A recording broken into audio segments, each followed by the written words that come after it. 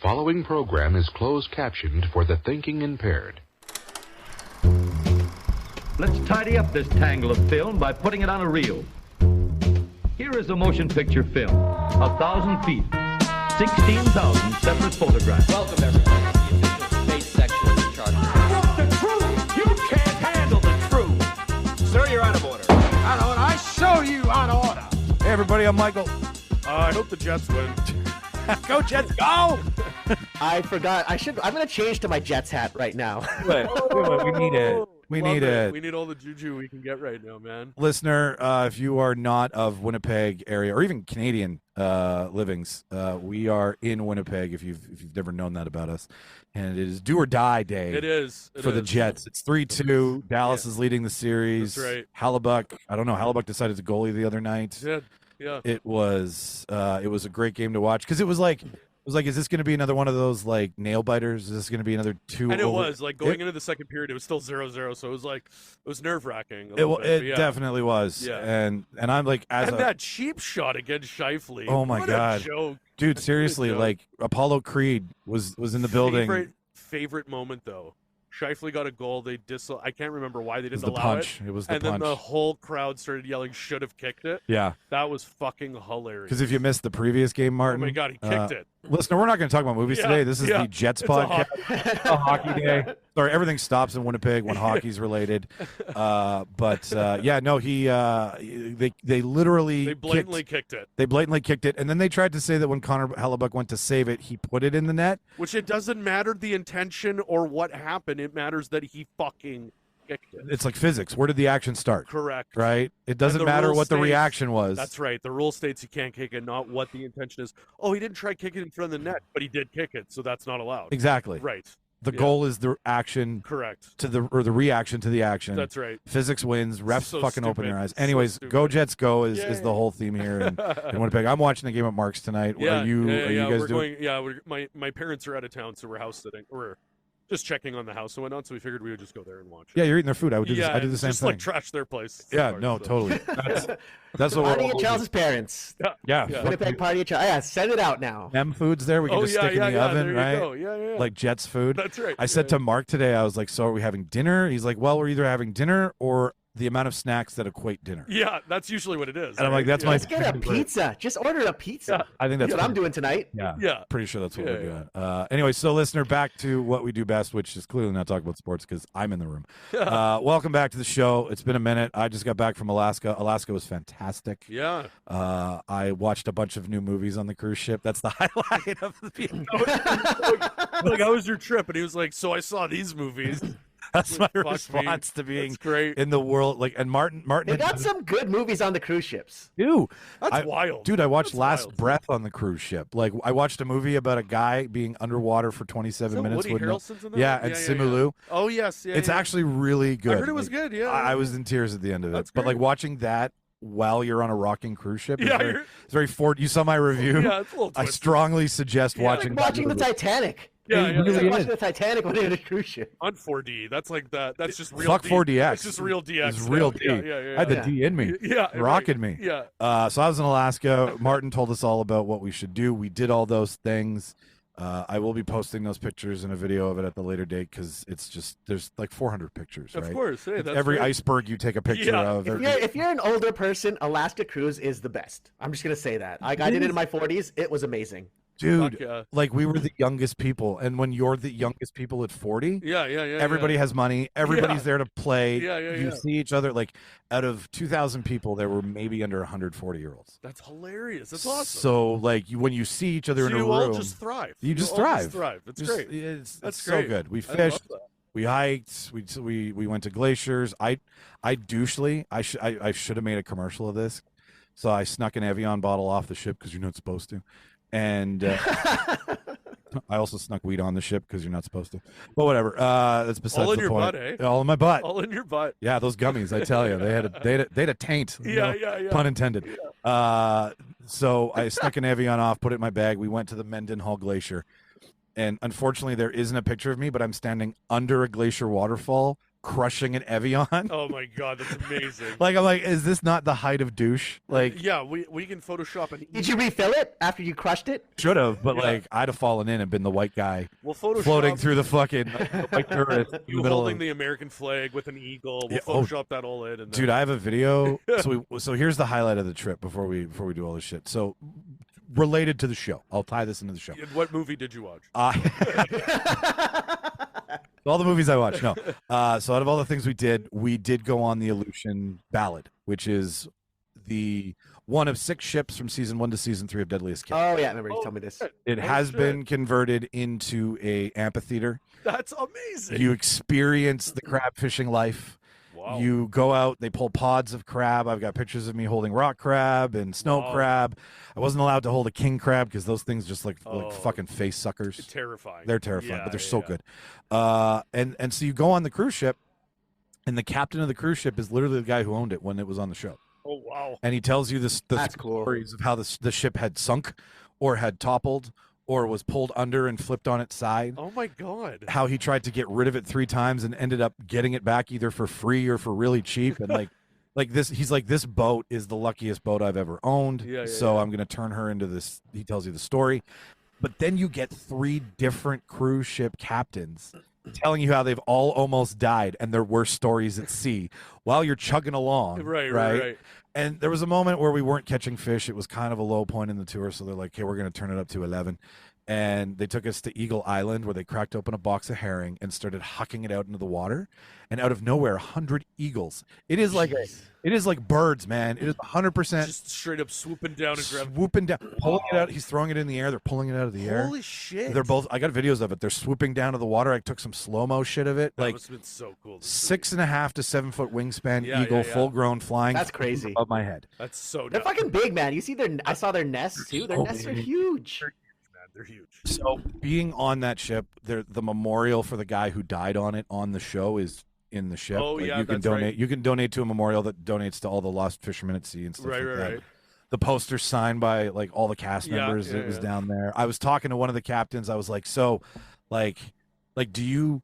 I know it's weird to say this, but you must know the other captains. And he starts telling me stories about Sig Oh my and stories god, about eh? Phil. And I'm like, That's this is so weird because Yeah. like I love this show. Yeah. But now you're getting like the no bullshit, Yeah. not edited Right. version of what Deadliest Catch can be. So if you're Right. ever in Ketchikan, it's Ketchikan. It's $300, but it's worth it. That's so cool. You spend like 3 hours on the ship. I saw an octopus named Hank, Oh, cool. who like pretty much wanted to molest the guy who was holding him, and then Oh, he was like, yeah. "Hey, Hank, you're going 'Cause in." they just wrap around. They do. Right? Yeah. Yeah. They suck. Yeah, They, yeah. like 3 brains in an octopus. Right. I think that's why that guy had that affair on that Netflix documentary with one. Oh, Pretty sure They that. also do that on The Boys. Yeah. See what I'm saying? Yes, three mouths, they do. 3 brains. Yeah, like party time. So Alaska was great. It's good to be back. We were off air for a minute, even though you didn't know, listener. We still had episodes coming out because we're just that good. So back in it. This today for you is all about Tom Cruise. We're big fans of Tom Cruise on the show, safely. Mark, I'd say. Good old TC. Hey, this is dedicated to Mark today. Is not. This Mark, this one's Yeah, for you, baby. yeah. This is all cruise. We're in full cruise control today. Martin came up with this one. We were doing the what actor, what character should be. That was where we were in our mindset. And you thought, wouldn't it be funny if Tom Cruise characters were cult leaders? Which is so on point for Tom Cruise. Yeah. I mean, Like- he is a cult lead, or he's part of a cult. And I- He's part of Scientology. I think Yeah. he's the silent partner. yeah, he is. Yeah. What's the? He doesn't boast it, but he's part of it, right? He's not like out there flashy Not like quiet. a Well, they have Travolta. status numbers, and he's on that tier level of like top. He's Thetan 42. Yeah. It's David Miscavige is the name of the big That's guy. the one, His yeah. wife. He's the head. He's the head. Yeah, he's big head. No one's seen his wife in like 30 years or something. She's on the Yeah. ship doing labor, probably. Yeah, That's what yeah, they yeah. do. But Yeah. so Martin thought, hey, wouldn't it be funny? And it's like when you look at his character list, like when you look at his career, it's like there are a lot of potential Yeah. cult leader, Oh, like there's so many. Yeah. right. And I don't know if that's art imitating life or if that's life imitating Yeah, art, right? right. Like is he just sprinkling a little Scientology into Frank T.J. Mackey? Is But he- we're also doing this in anticipation of the final. Mission Impossible. Yeah. which Final I, Reckoning. I believe with that title, it should be his last. I think is what they're. I don't know. We don't know. It just depends how guess much money so. it's gonna make. I guess so. Hey. like it's Because they it's, were even supposed to split this one into 2 parts, but they decided Or this is the second part, I think. This is the second part. This is Dead Reckoning was the first one. And then this is final. Oh, okay, gotcha. Yeah. Gotcha. So it's all things cruise. It's Star Wars month at the beginning. It's cruise at the end. Yeah. It's the It's the start of the big release calendar. I think we're 3 movies into the big summer. Yeah, the big summer blockbusters. Yeah. So we're gonna talk about some Mission Impossible, some popcorn buckets. Have you seen it? Have you seen the popcorn bucket? Oh, they made one for Mission They did. Impossible? I didn't see it yet. So it's the 2 keys from the Anomaly.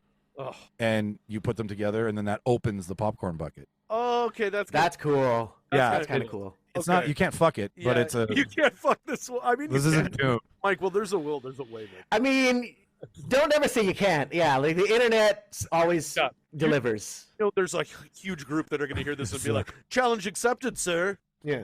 Yeah, like there'll be a hashtag. You're gonna get so many videos on the Real Debaters mailbox with videos of people fucking this popcorn bucket. Yeah. Hold my Dune bucket while I fuck the Mission Impossible bucket. Oh, so these guys just made the bucket their dicks are the keys. Gotcha. Yeah, pretty much. Yeah, Mission Impossible. Talk about Mission Probable. Yeah.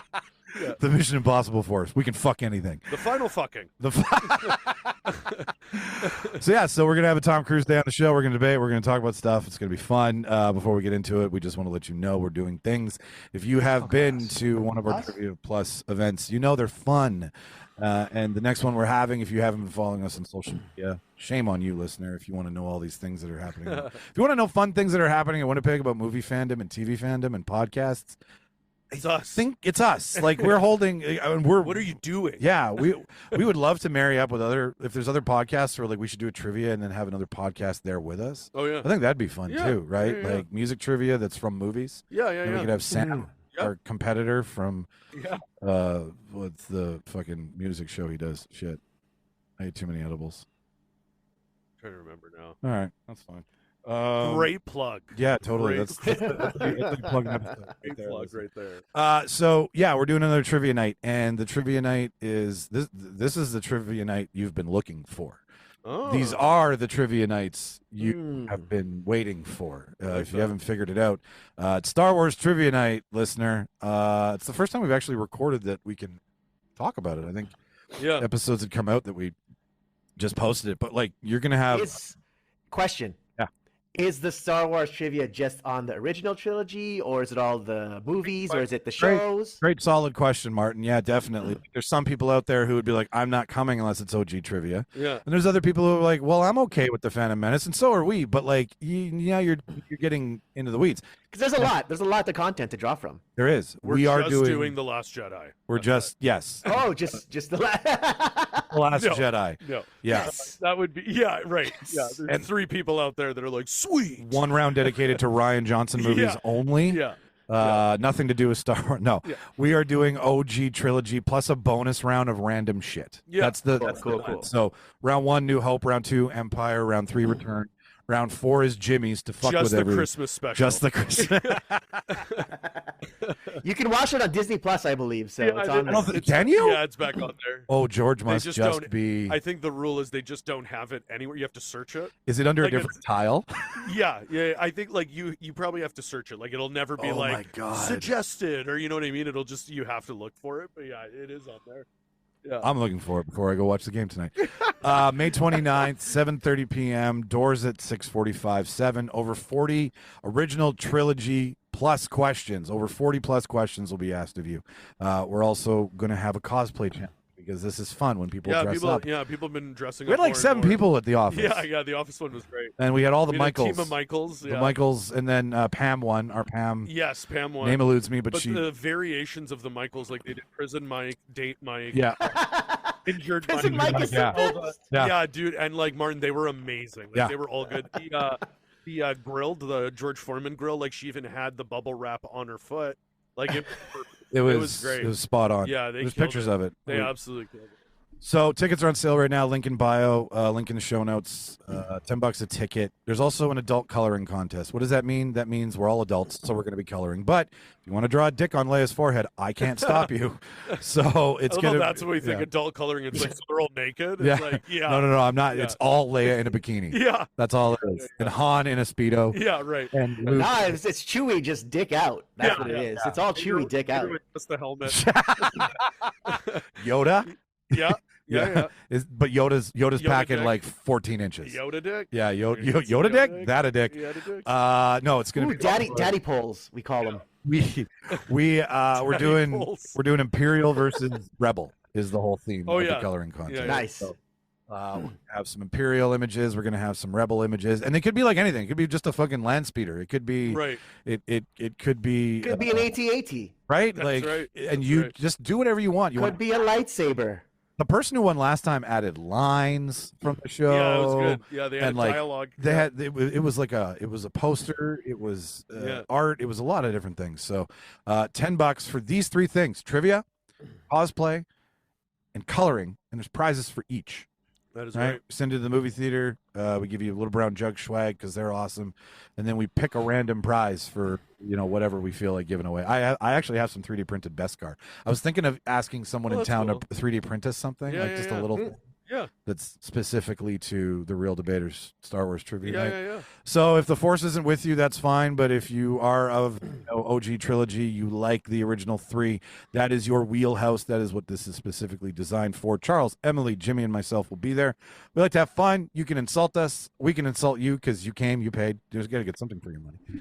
And we like to have fun. We're going to be dressed up. I'm gonna have the lightsaber from Disney Star Wars land there. I'll bring some Star Wars. You bring some Star. Yeah, Jimmy can just be Jar Jar, I think. Yeah.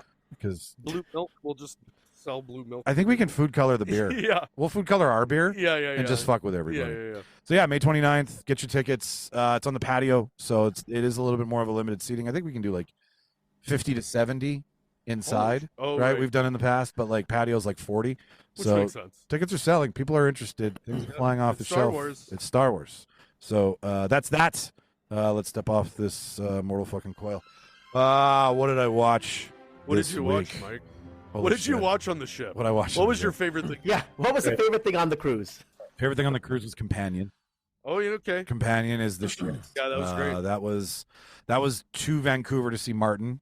Oh, nice. Yeah. Nice. So there was that on the plane. We rewatched X-Men First Class and Days of Future Past. Nice. I like Days of Future Past. They're I know both it- good. You They're know, both good. I love them both. Those two movies were amazing. The Really third love one, them. Yeah, Apocalypse really fucking shit the bed, but yeah. I mean, he didn't like being in that costume, so I mean that really affects the It bad guy also- performance. it also was just Apocalypse was so he was just so underused. He was so stupid. It was From the comic book to what they did in the movie, it just didn't make It's sense like to what's me. his face in the first Guardians, Oh, with the big hammer. yeah. I'm trying to remember. I You know, everyone knows who we're talking Yeah, about. He's kind of think too. bad guy too. Like it's more about the stone and Oh, Ronin. Ronan. Thank Oh, you. yeah, Ronan. Yeah. But okay, so those are the things that I watched that I like. Past time. The Last Breath we were talking about with the guy who survived with no oxygen at 300 feet for 27 minutes. Oh, so that's based on a true story? Real true story. Oh shit! You find out in the end, which makes the tears go. Holy You're fuck! like, holy shit, this guy survived with no damage, guys. Wow. Like, it's not just he survived with no brain damage, and the scientific community only states that due to the pressure and temperature, that That's how that Just works. like the Abyss. it's like the abyss. That's exactly. what I was gonna say, man. Yeah, James Cameron was The right Abyss. before I he guess was right. so. Fuck me. But what did I watch this week that I like consumed briefly and watched intently was Drop. Oh Drop. yeah. With Violet Neal, I believe her name is, playing a woman named Violet, which was kind of odd. Oh. And then Brendan Skellner from 1923. Oh, yeah, and yeah, It Ends yeah. With Us. So if you haven't seen the trailer for it, it's a cool. It's Blumhouse. It's Mr. Jason Blumhouse. Okay. A date goes down with a single mother who's a domestic abuse survivor. It's her first date since the domestic abuse, right? She's been raising her son. Goes on a date. Dude's like really like handsome and shit. He's Brendan Skellner, right? Like Yeah, I even yeah. get it chubby for the guy. Shows up on the date. It's an awkward date. Next thing you know, she's getting drops, right? On her phone, right? Airdrops. Oh yeah. And these okay. airdrops Ah. Yeah. to do things.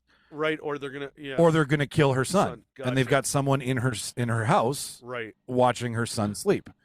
Oh wow. And you're like, okay, where's this crazy thriller going? Yeah. And then because she interacts with two other random dudes in the bar, the bartender, it becomes that. Do you remember Devil?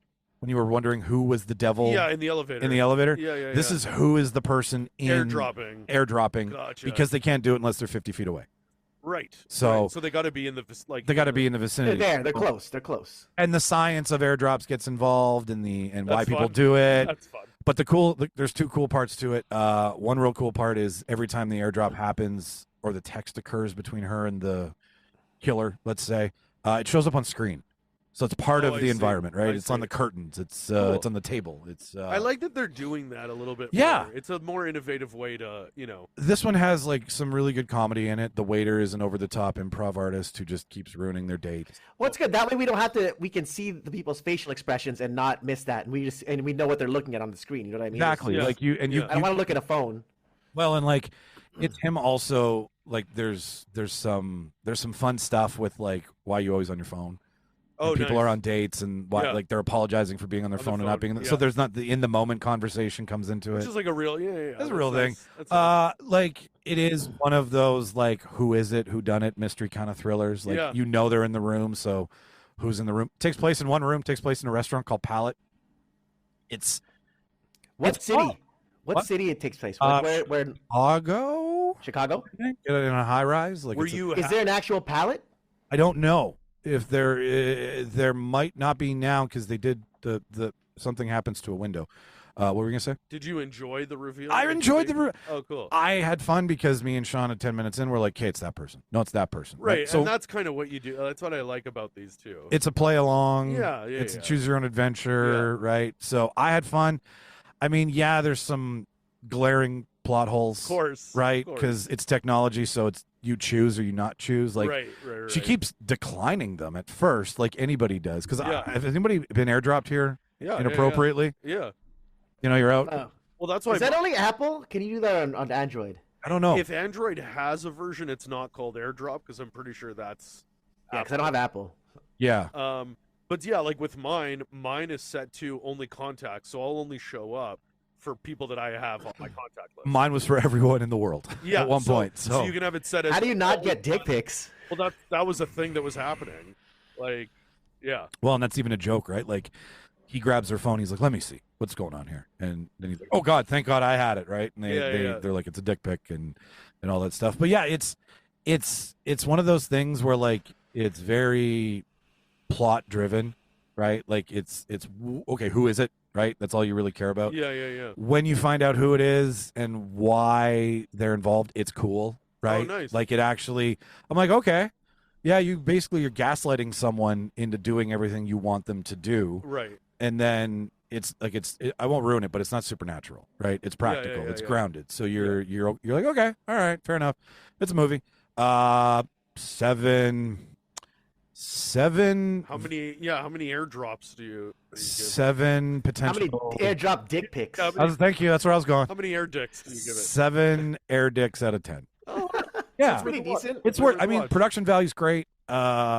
The supporting cast, funny like too. She was in that Netflix show that was like a murder mystery. Yeah, too. she was the one with Nicole Schreiber. Kidman and Liv Schreiber. Yeah. She's also in first season. Of White Lotus. Of White which Lotus. Is also like a whodunit. She's in a new series coming out on really funny. Apple, I think, called Siren or something, where 2 sisters, the younger sister gets involved with this crazy CEO type power figure and is obsessed with her, and her sister tries to come in and rescue her. This weird cult. Julianne Moore's in it. This girl's in it. Yeah. So I mean, if you want to watch something fun that's 90 minutes, I mean, they don't really make 90-minute movies anymore, so it's kind of nice. No, and when they do, Shauna agrees to watch a movie. So I'm like, all right, 90 minutes with you is right? Yeah. Because she can do an hour and 20 minute of a show, right? When they do the long format. Yeah. And then the other thing that I have to mention because it's such a good movie is Sinners. Yeah, it really is. It deserves all the hype. You go into it and you're like, all right, it's a period piece, right? And the you are tricked into thinking that it's about 2 guys coming back from the big city wanting to open a juke joint. Yeah, they want to open a club back in Mississippi where they're from. And even there's so many awesome elements throughout the whole movie. That story until the real shit happened. Their whole backstory is so cool. Yeah, I would watch a movie of just that whole. I'll watch a sequel of this. Yeah. Like it. And what's neat is like it's almost just like, hey, here's a cool folklore tale that's kind of already wrapped in an established thing with like vampires. Well, and it's a Right. period. It's a period in the black community. Yeah. It's a period of like music, Yeah. like really good music. Yeah, it's almost like like almost like an origin of the blues. Not really, but in a way, right? And Like- what that music does. You said it best, and I coined it, and I put it in my review. You said it's "Oh Brother, Where Art Thou" meets From Dusk Till Dawn. From Dusk Till Dawn, and I was Yeah. like, it's more like Blade meets "Oh Brother, Where Art Thou." yeah. But it's both in the same sense Yeah. that like it is this story that you don't see having this genre in it at all. Like it doesn't get genre until halfway through the movie. Well, When you're describing it, I'm kind of like thinking Cabin in the Woods. Sure, you know- yeah, with a big switch that makes Yeah, that's big switch. Where you're like, I didn't see that coming out of nowhere. Like what? It kind of does like what Prey did, where they take a Yes. story Yeah. that's really interesting on its own, and then they're like, and then vampires show up. You know what I mean? Like one of those things where you're like, I'm already so into this. I'm already so gripped by it. But then they bring in this like folklore horror element to it that just works so beautifully the way they do. Well, and you're like, okay, Mississippi, the South, vampires, like everything I know about the South and vampires. Interview with the Vampire. Interview with the Vampire. Interview with the Vampire, Well, right? and Like the whole idea is like that you can play because the blues is all about. I'm gonna like, go the get some water soul. first. Keep going. Yeah, the blues is all about the soul, and it's all about like real emotion. There's this concept of like you can play a style of the blues or a song of the blues that opens a gateway to souls that are trapped on Earth, let's say. And it's very like it's just one of those things where it's just written so well, and they just kind of slip it in there, and then as the story starts progressing, you're like, oh fuck, like you start feeling what that means, and it starts making more sense. And then as that's happening, and like there's the cast is just stacked. And some people show up, Martin, for a scene. Like they're just, you know what I mean? Like super great performance. They're in it for a scene, and you're like, wow.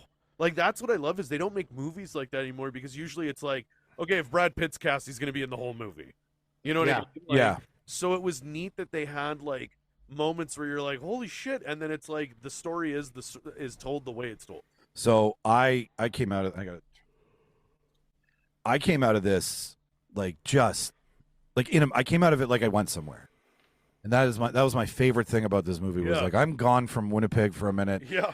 I'm in 1930s Mississippi. I am at a point in America where like the American story is happening at the same time as this fantastical vampire story. But Miles Catton, the guy who like the singer, the blues artist in it that you're going to see, Martin, is one unbelievable. There's a moment where like you're introduced to him and his ability to sing at the same time Michael B. Jordan's character is introduced to it. Yeah. And it's this voice that comes out of him. It's like it's a voice from the past. But Wunmi Mosaku, who is from Loki. Yeah, she was the TVA. She's cool. She's one of the love interests in it. You know what it is? Charles, I could not take my eyes off of her. She was incredible. Like she is. Stole the show from the minute she's on Fuck, screen. is she beautiful? Like she is. She was unbelievable. I was blown away by her Yeah, in that yeah. movie. She was. You know who she is in the TVA, Martin? In Deadpool and Wolverine, she's the one that shows up, and when Peter shows up, they're like having those little innuendos. Like she's super into him, but yeah, she's was she the one in what do you call that thing? The Lovecraft thing on HBO. Yeah, she was. She was in that. She was played one of the characters there, right? Yeah. No, she was phenomenal. She was great. And Haley Steinfeld was unbelievable. Oh yeah, She was great. It's such a good movie for an original story. That's what I love the most about it. In a time where it's all reboot, right? It came out of nowhere. Like Coogler, and it's so funny. Even when you look at his resume, it feels like it's out of nowhere for him too. What else has he done before Panther? So he did the first two Creeds. Okay. He did Fruitvale Station, which was his big movie that got him on the map. Okay. Oh fuck, what else? Obviously, he did Wakanda Forever and Black Panther. Yeah, see, that's where I was introduced to him. And honestly, I until you said Creed, I actually should know that because I remember that now because that's really where they met. Yeah, they met that's true. Yeah. Really was their first movie. Wow. So they're just they were He's not even 40 years old yet, Coogler. I think he's like I think he's my age. I think he's like 38, 37, 38. He's in his late 20s, I believe. I don't think he's tapped 30 yet. No. I think Is he's he like in his- I think okay. he's like 37. I think he's like my. I think I'm pretty sure he's my age. But Yeah. like, like he's just unbelievable. Even his way, like when he was doing press for Sinners, the way he was talking about how he approached it and why he wanted to use an IMAX camera and everything was so unbelievable. It's He's like shot. There's different formats in it. Changes in and out of like two Yeah. different formats that are obscure. That And- they're for the filmmaker, not for us, but they look amazing. And there's a sequence there that Coogler really, Martin. It's a very big creative decision, but it is amazing, and it's just to show You're talking about the musical montage, the evolution Yeah. of music. the evolution of blues and rock, and how he shows the evolution of blues from 1930 to now in one in one music scene. But the way it's filmed, the way he does it, I've never really seen something like it, and it's amazing. It's a music video break in the middle of a movie, and it works so It just works so. it works with the story. It works with the lore. Yeah. It works. Yeah. Point is, it's a 10 out. I think 9.5. I Yeah, gave it. it's why you want it. It's literally what. It's one of those movies that you're like, this is why we love cinema, and this is why we love theater. Yeah, Like we love seeing movies in the theater. You know, like it's really good.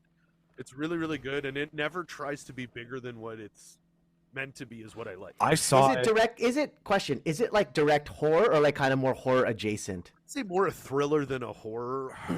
Like, because I mean, okay, we all know vampires are in, but yeah, that makes it more. because I wouldn't see Dusk Till Dawn as a horror movie. Yeah, I would say that's an action, like horror adjacent, like an action horror. That's Yeah, what I like would an say. action, because like, and I would say this is more. Yeah, I'd say this is more a drama / action thriller. To be honest, But it's a period piece. it is definitely for sure. It's multi-genre, I guess. It is. It really is. Like Because really it is. when it goes to vampires, you're like, okay, this is like anybody else. This would be hard, That's a what I hard mean. right turn. That's what I mean. But yeah. it just The way he dovetails does into it. vampires. Yeah. You're like, okay, I'm with it. And like the intro of the movie is a quick like there's legends that say blah blah blah, and it's Yeah. a quick like little thing, and then the movie starts, and you're like, it's in the back of your mind, and then as things start progressing, you're like, oh, Exactly. oh, so it works. I get Like, it. really works. When you guys said the cameos, like amazing performances, I just thought of that scene from the studio with Olivia Wilde, where like, you know, she does a cameos. It's the fucking best. I nailed it. It's the best thing I've ever done. I've ever Oh, I love that show. So Sinners and Drop were my little bright moments in a week of having to go back to work. There's a ton of other stuff that we're watching, but we don't have all day. So, what'd you watch? I just watched The Monkey last Yeah, night. talk about Is that the what's his name? Robin. Oh no, you're thinking of the Robbie Williams. Yeah, that's what I was thinking. What's Oh, biopic. not Monkey. yeah. No, this one's I believe it's a Stephen King short story. Yes, you're And right. then the writer and director adapted into like a full feature length. Like, honestly, Martin, it is Final Destination with a wind up monkey, basically. Yeah, Okay. yeah. People wind up this monkey. It's like an old school. It's creepy as fuck. It's the old like but it's an old school drumming monkey grinder that you monkey, wind right? Yeah, up. I know that like the But every the time drums. someone turns it, somebody gets murdered, but like Final Destination style, like brutally. And Just a brutal accident. yeah, like a freak fucking crazy accident. Like the beginning of the movie is Adam Scott as the monkey. And he walks into a pawn shop and he's covered in blood. And he walks into a pawn shop and he's like, I just want to sell this to you or leave it here. And the pawn shop guy is like, why? And he's like, I bought it for my kids and my kids don't like it. It freaked them out.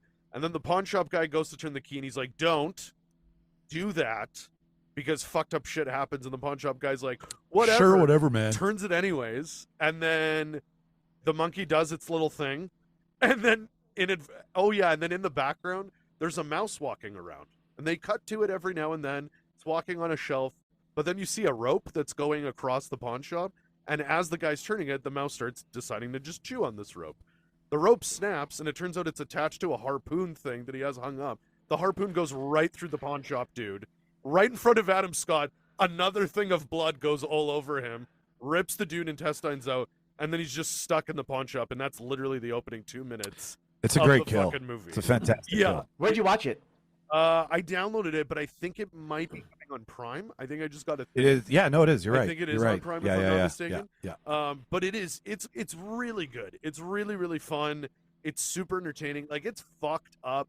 Theo James is amazing. He actually plays twins in it, and it's very, like, typical twin, like, movie style is one is, like, a little bit more sane than the other one. One but tried to eat the other one's umbilical cord. Yeah. Possibly. Yeah, like, it's good, though. It's really good. It's really weird. Tatiana Maslany is in Plays it, mom. and she's phenomenal in it. She is. She's so good, and she's not in it long, but she's great. Osgood Perkins is in it. Yeah, Twyla from Schitt's Creek, Eugene Levy's daughter's Yeah. randomly in it too. But it's really good. It's really fucked up. Like, if you like Final Destination, to me, I like this a little bit better than Final Destination because I like the concept that it's not death in charge. It's kind of people are. Like, whoever decides to turn it, you're the one that's creating the carnage. Yeah, human consequences. Like, Right. Yeah. Right. Definitely. And, like, But it is left to the universe in a sense. it is left to the universe for sure. Like, the monkey decides, because you have a very important scene where someone is like, please kill so and so, just do it. And not only does it not do it, it decides to kill someone completely. Yeah. That has nothing to do with what this whole. So it's a lot of fun. It's really intense. It's filmed really well. Like, that was one thing I didn't expect, is it's really well made. Did this come out in theaters? I don't even remember it. It did, Yeah, it yeah, did. but It was for a little bit. 2 weeks. Yeah. And then straight to Yeah. DVD. I would say same as Drop. I'd give it like 7 monkeys out of 10. These aren't perfect cinematic experiences. But These totally are worth a watch. Totally worth a watch. It's so fun. Fun, entertaining. And yeah, some of the quick. deaths are savage. Oh, they are. And they're long, man. Because in Final Destination, it's a lot of the buildup. Like, you see something unscrewing. Yeah. You see this. No, like in this one, Twyla's, for instance, is one of the most savage ones. She falls downstairs, then goes upstairs, then gets set on fire. And then, it's... and then runs out into... It's crazy. It's nuts. Doesn't she run into, like, the mailbox or something? No, into the for sale sign. That's right. Yeah. And, it's like, crazy. long pauses on kill shots, like Charles said. Like, Yeah, and then they do something that I really love. That I love when horror movies did this. The Ring did this, and it really fucked me up. Is a character's talking to another character, and they're like, "Yeah, there's been some weird accidents lately." All of a sudden, cut to someone's face is under a lawnmower. yeah. And you hear it and everything, and then it cuts back to them, and then she's like, "Yeah," and then something happened with Mrs. Perkins, and then cut to savage violence, and then back to them talking. And you're like, it gives you those like, holy shit. That kind of reminds me of the Guy Ritchie in Snatch when he's talking about boxers, like, oh yeah, then shot himself, and they show him shooting himself in the head. And it just one Madfish Willie went mad. He's in an insane asylum, going mad. Yeah, right. Like, and it's those things that you're like, it just we don't have cements enough their point. time. Cut to. Yeah, cut back. And it's a very, again, because it's a horror movie. Like, Monkey is for sure a horror movie.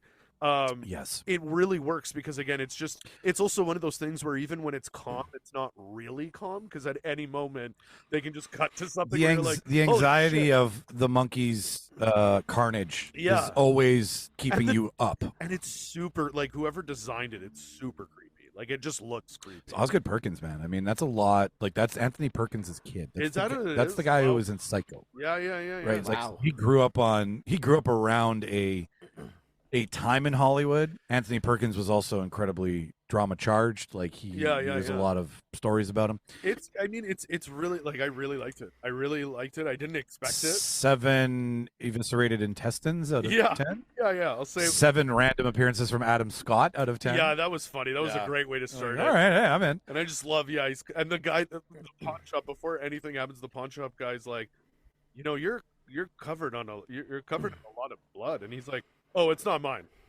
That's his response. Very casual. Oh, it's not mine. Martin, how's Andor? So all 12 are done. If you haven't seen it yet, Oh, shit. Yeah. Awesome. yeah, and if you haven't seen it yet, watch them in 3s. So episodes 1 to 3, whatever. Just watch it in chunks of 3s, because that's how they released.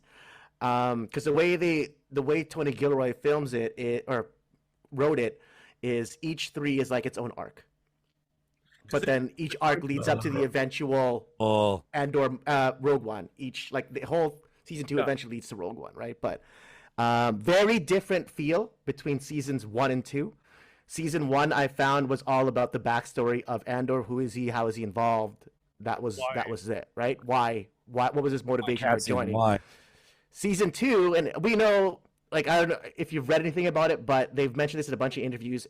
There's a lot of time gaps between the arcs, right? Like, all... yeah, they do arcs. So you don't have eventually, all the time, like I said, you'll eventually lead to Rogue One. So season 2 is all about the rebellion, how the rebellion's built, how everything progresses to what you see in A New Hope, because, and they show this in Rebels a lot, but like the rebellion, and I guess they show this a bunch in the first season, but the rebellion is basically in the first season is unorganized. There's a bunch of different factions fighting the Empire on their own. Right. And how that comes together is what season 2 is. Awesome. That's the combination. Assembling the team. Yeah, because you're right. Yeah. By New Hope, it's just one like you're all part of one rebellion essentially. How do we put this into one focus as opposed? How do we put all of our, because they're all different factions, right? Everyone wants different things in the galaxy. So how do we put all that aside and fight against one evil empire who is capable of destroying us one by one, but has a harder time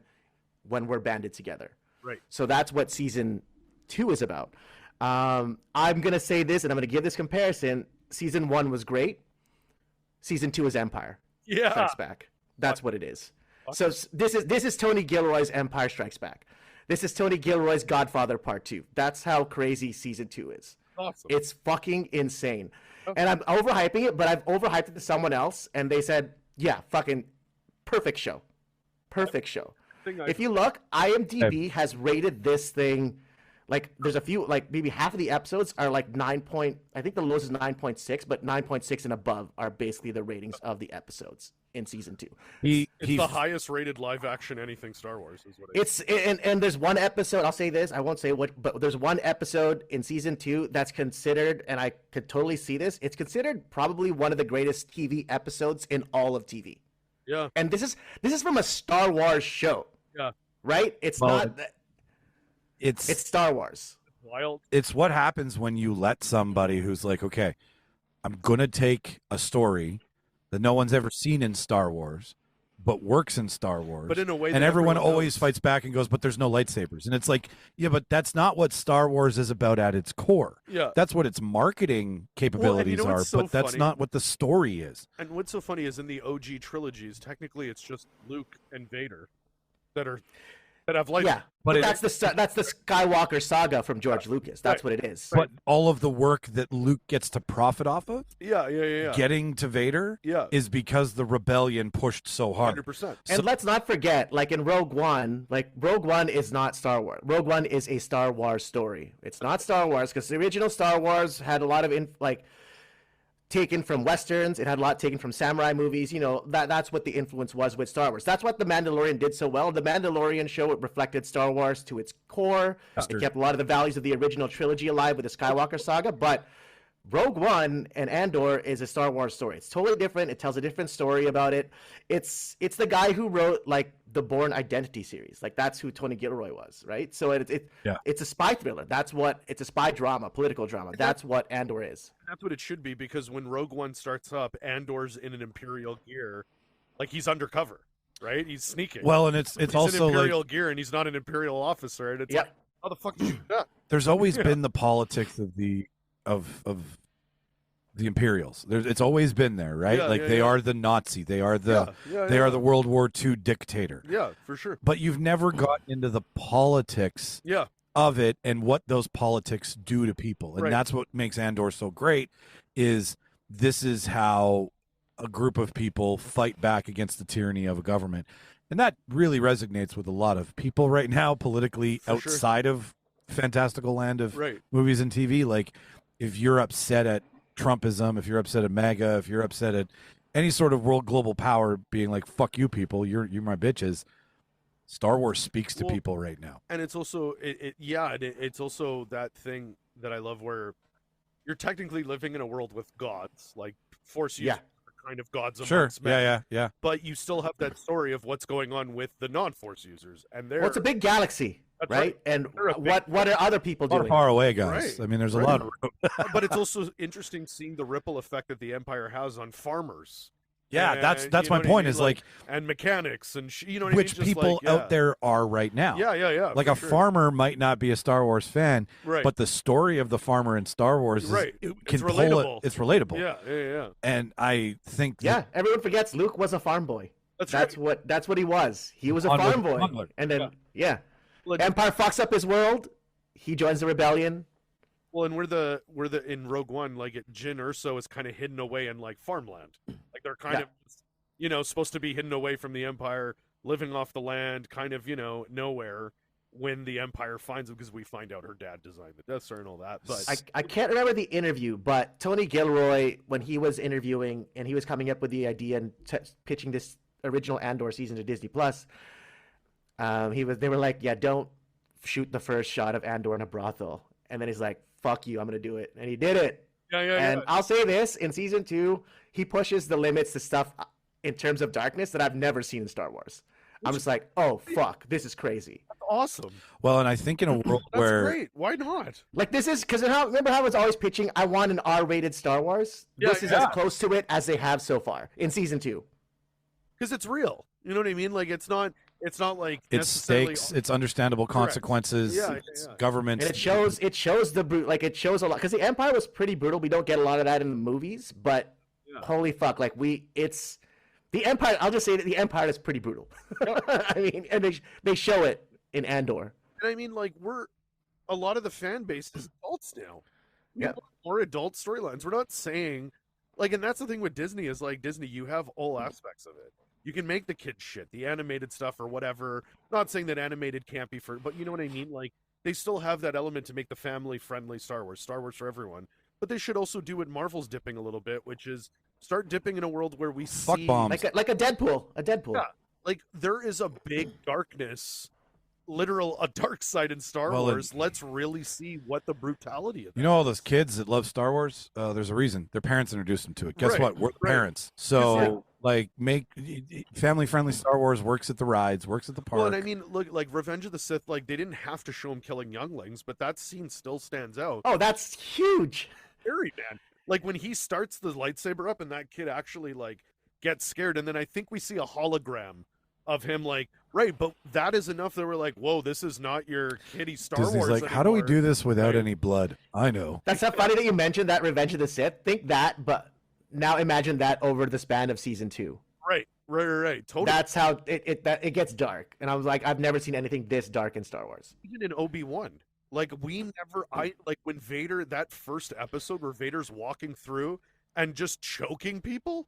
Remember? And not choking them, snapping their necks. It was like, whoa. And it's these are just civilians in a town. And if they really want to show, us how Vader had that energy of, he walks in a room and people are like, fuck, that's the way to do it, man. You need to show what Vader, you need to show us the story of what Vader's capable of. What did he do to make everyone be like, fuck? A black helmet only goes so far. And even Rogue One, when he's chopping everyone up in that hallway and they're slowly trying to get the plans away.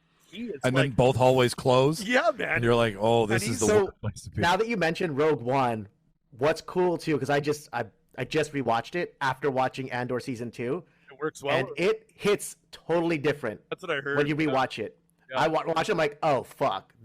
Now I get it. These pieces for us, right? Also, we're like, I read a whole thing that said season 2 really explains why, because a lot of, and I think it's just because people expect certain tropes in movies.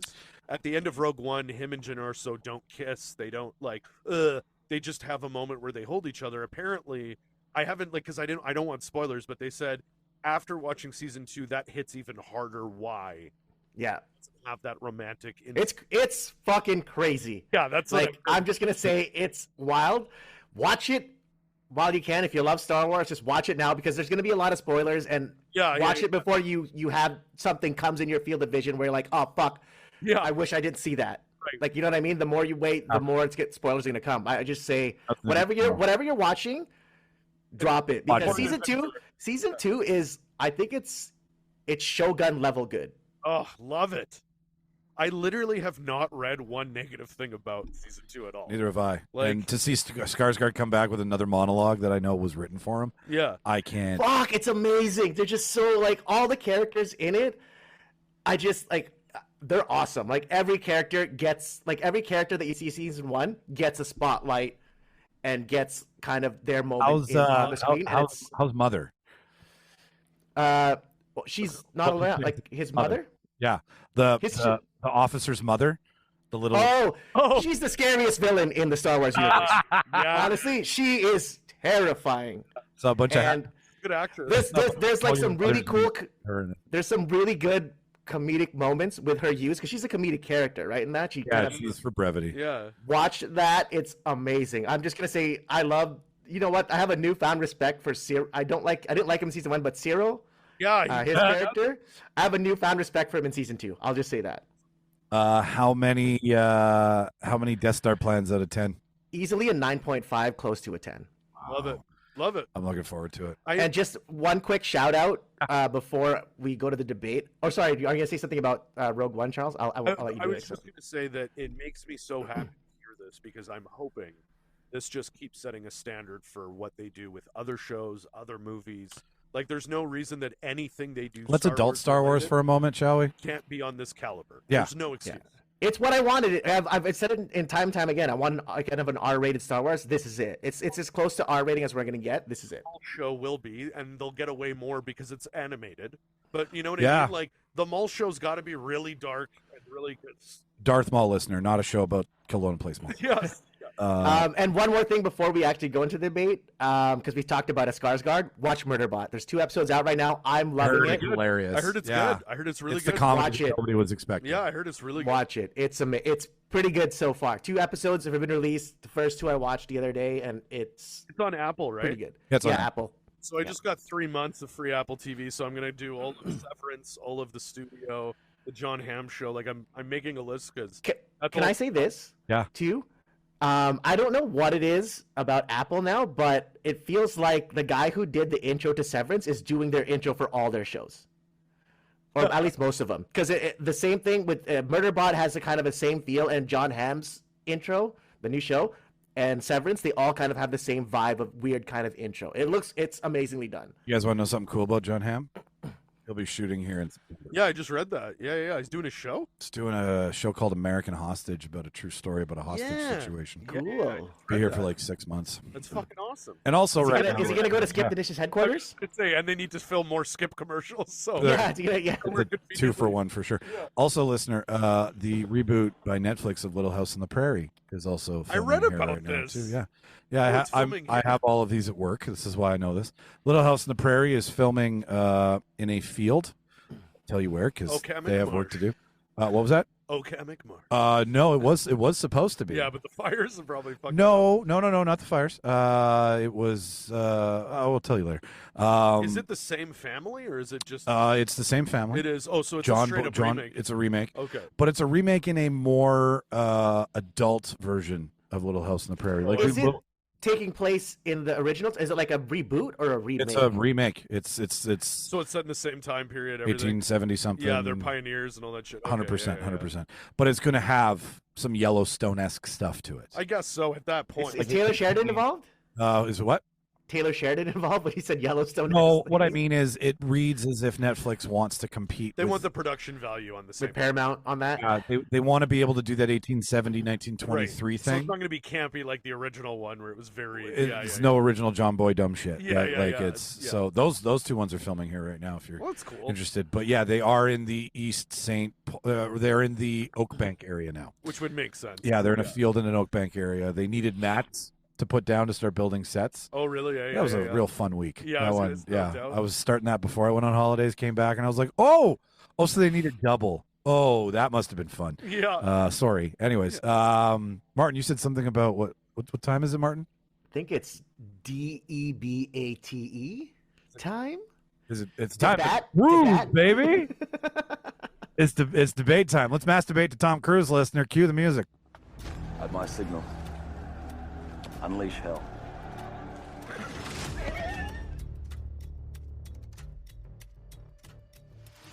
Push it. Don't push it. I'll give you a war you won't believe.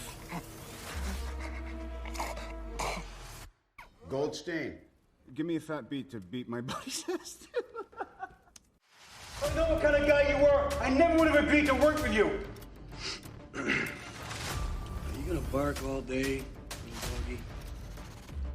Don't even bite. What was that? I'm sorry, I didn't catch you. Would you repeat it?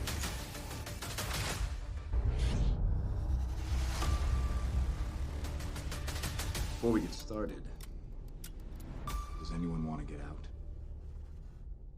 Yes. TC. Floor is open. So yeah, as mentioned at the top of the show, we have for you our choices of what Tom Cruise character could be a cult leader and what goes into that. I mean, I think documentaries really love the cult personality. I've seen. You know what? Honestly, I got this. Were you watching something at the time that? Well, I'm watching and playing. I've been playing Cult of Lamb. It's a great game where you build a cult and you're a lamb. Also, the cult movie that they wanted to make in the studio. I'm like, I want to see. Was it Dogstown or that? Yes. Jamestown. Yeah. Kool-Aid. Yeah. Isn't it the Kool-Aid? Yeah. Kool-Aid movie. I want to see the Kool-Aid movie. That was the pitch in the studio. With Scorsese. They wanna make the Kool-Aid movie, but they want Scorsese to do it.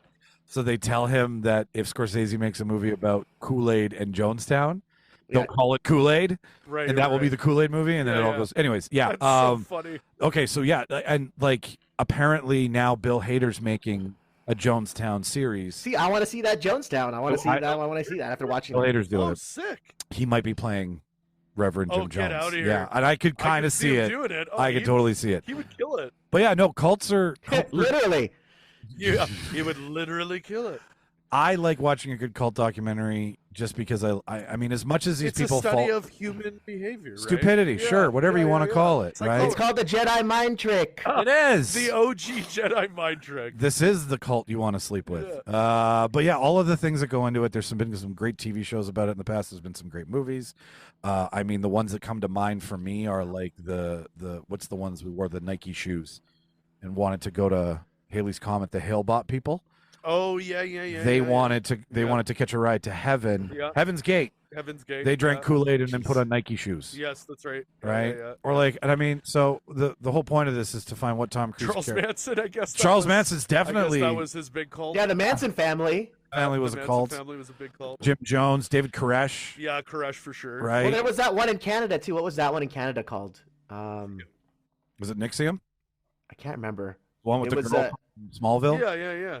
They were I'll look it up while you guys talk. Yeah, sure. Yeah, they're branding up the. Yeah, I know what you're. I mean, I was right by a cult where I was fishing. Like there was like a death cult. Oh shit! That believed in the end of the world, so that they would all kill themselves, and they had a piece of property in Alaska, and you don't go near that. That's like Area 51 in Alaska. Yeah, you just don't go there. Yeah. But yeah, so we've looked at a selection of Tom Cruise characters. We've all picked one of our favorites. I will be going first today. I went very, very, very close to home, I think, for a cult. I picked somebody who is already culty. Martin, do you have the name of it, or do you want me to keep vamping? No, we'll just keep going. Let's just do it. Okay. Let's just go into it. So the rules are, as always, not many here on the Real Debaters. It's come up with your own idea, come up with your own pitch of it.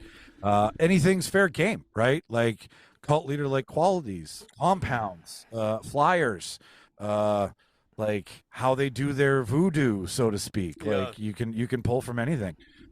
So the only rule is 5 minutes. It's a kind of a soft rule, but that's it. 5 minutes present. Yeah, I have sub points, but I'll just. We don't want any filibusters. No. Well, all right. I do have something to say. Open up to Tatooine Sun. Yeah. Best filibuster ever. So I as who I've picked, we can get controversial here on the show. We can talk about characters that have some horrible human qualities. Controversial. I like that. Controversial. Yeah. So the person I picked Frank T.J. Mackey from one Paul Thomas Anderson movie's Magnolia. And if you don't know who Frank T.J. Mackey is, he's a pickup guru. Yeah. He's a guy who wants to create more masculine men, more manly men. The guy that wrote The Game or whatever. The very Neil Straussy. Yes. Yeah. And I will tell you at the end, listener, if you want to know about my time reading that book, I knew what I was talking about. I will totally tell you about it if these guys want to hear it. Which is why I thought this would be funny, because I've been in that room. He went to a seminar. I have. I have. I'm not ashamed to admit it. So Mike needed some advice from the pickup artist. yeah, I kind of have a finger, I have a toe in the world of Frank. That was eyeliner Mike. That was eyeliner Mike. Eyeliner Mike. Martin knew that Mike. I knew that Mike. I knew that Mike. That's peacocking. I was gonna say only a man who's that confident with eyeliner would have to be, because the confidence is from the Exactly, eyeliner and nail polish, right? And you're going against the status quo, and right. oh, dude, it's disgusting. But I just wanted to say that if you do know who Frank T.J. Mackey is, there is a line that he utters. It's pretty fucking. As a human, you don't say "respect the cock, tame the cunt." You don't say that, right? Yeah, That's right. You know, that's his mantra. That's his mantra. That's so right. before we get into this, I wrote a PSA. Just Honestly, like give the listener a little background, Mike, of when Magnolia was made. Magnolia was made in 99? the late 90s. I think it was 99. Yeah, it was made during a time where, I mean, sex led and, new Skin to Win. Like, the culture was very... Well, and Magnolia has a lot of themes going on, there's a right? ton of... There's child abuse, there's... It's a phenomenal movie. There's a lot of... great movie. It's a great movie, but, like, there are things that are questionable. And it was relevant at the time. Like, those very were relevant. Things that were going on. That was huge. Underground pickup movements were that's when I learned about it, right? It was a huge movement at that. But I just want to read my PSA for listener here so that they all know that just bear with me here. Before we continue today's debate on which Tom Cruise character would make a perfect cult leader, the Real Debaters would just like to make the following perfectly polished, legally unbinding, PR-approved statement. Real Debaters podcast does not condone, endorse, or subscribe to the teachings, tantrums, or testosterone-fueled tirades of one Frank T.J. Mackey. Yes, we will reference him. Yes, I will quote him, respect the cock.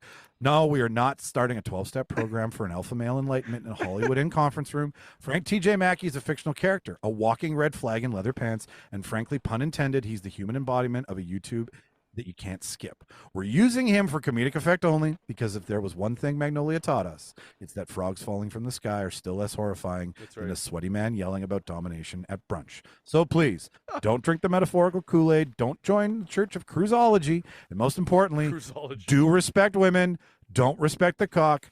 Thank you, and please enjoy the rest of this episode. Yay! Love when he has that whole conversation. Get those fucking dogs away. Get those fucking dogs away. You got to get those fucking dogs away from me. Yeah. Okay, so now that that's out of the way and I can say respect the cock, tame the cunt all you want. Just kidding. Why did I pick Frank? Okay, there's a couple reasons why I picked Frank, but we're going to pick the obvious ones. It starts with the charisma and the cult is his cult currency. He's filthy rich in this department, guys. Okay, you've got the leather pants, the shirt, you've got the embodiment of a confident cult leader. Like, outside of the fact that his cult was about male domination and male masculinity and male supremacy, he could lead take out that idea and replace it with the end of the world, replace it with a meteor is coming. You want to listen to someone who's handsome. You want to listen to someone who wears deep V's. It's literally part of the cult suitcase of starting a cult. So charm, sexiness, the smile, the sniffing, the hyperbolic tendencies, right? Like, all of the misdirection qualities about him as a person work perfect as a cult leader, because you're enamored by him. You want to be him. You want to be able to wear those leather pants. And I can think of all of the times that I've ever been sucked into someone's charm. It's because they want to make you want to be a little bit more like them, right? So here's number one. Did you get the leather pants?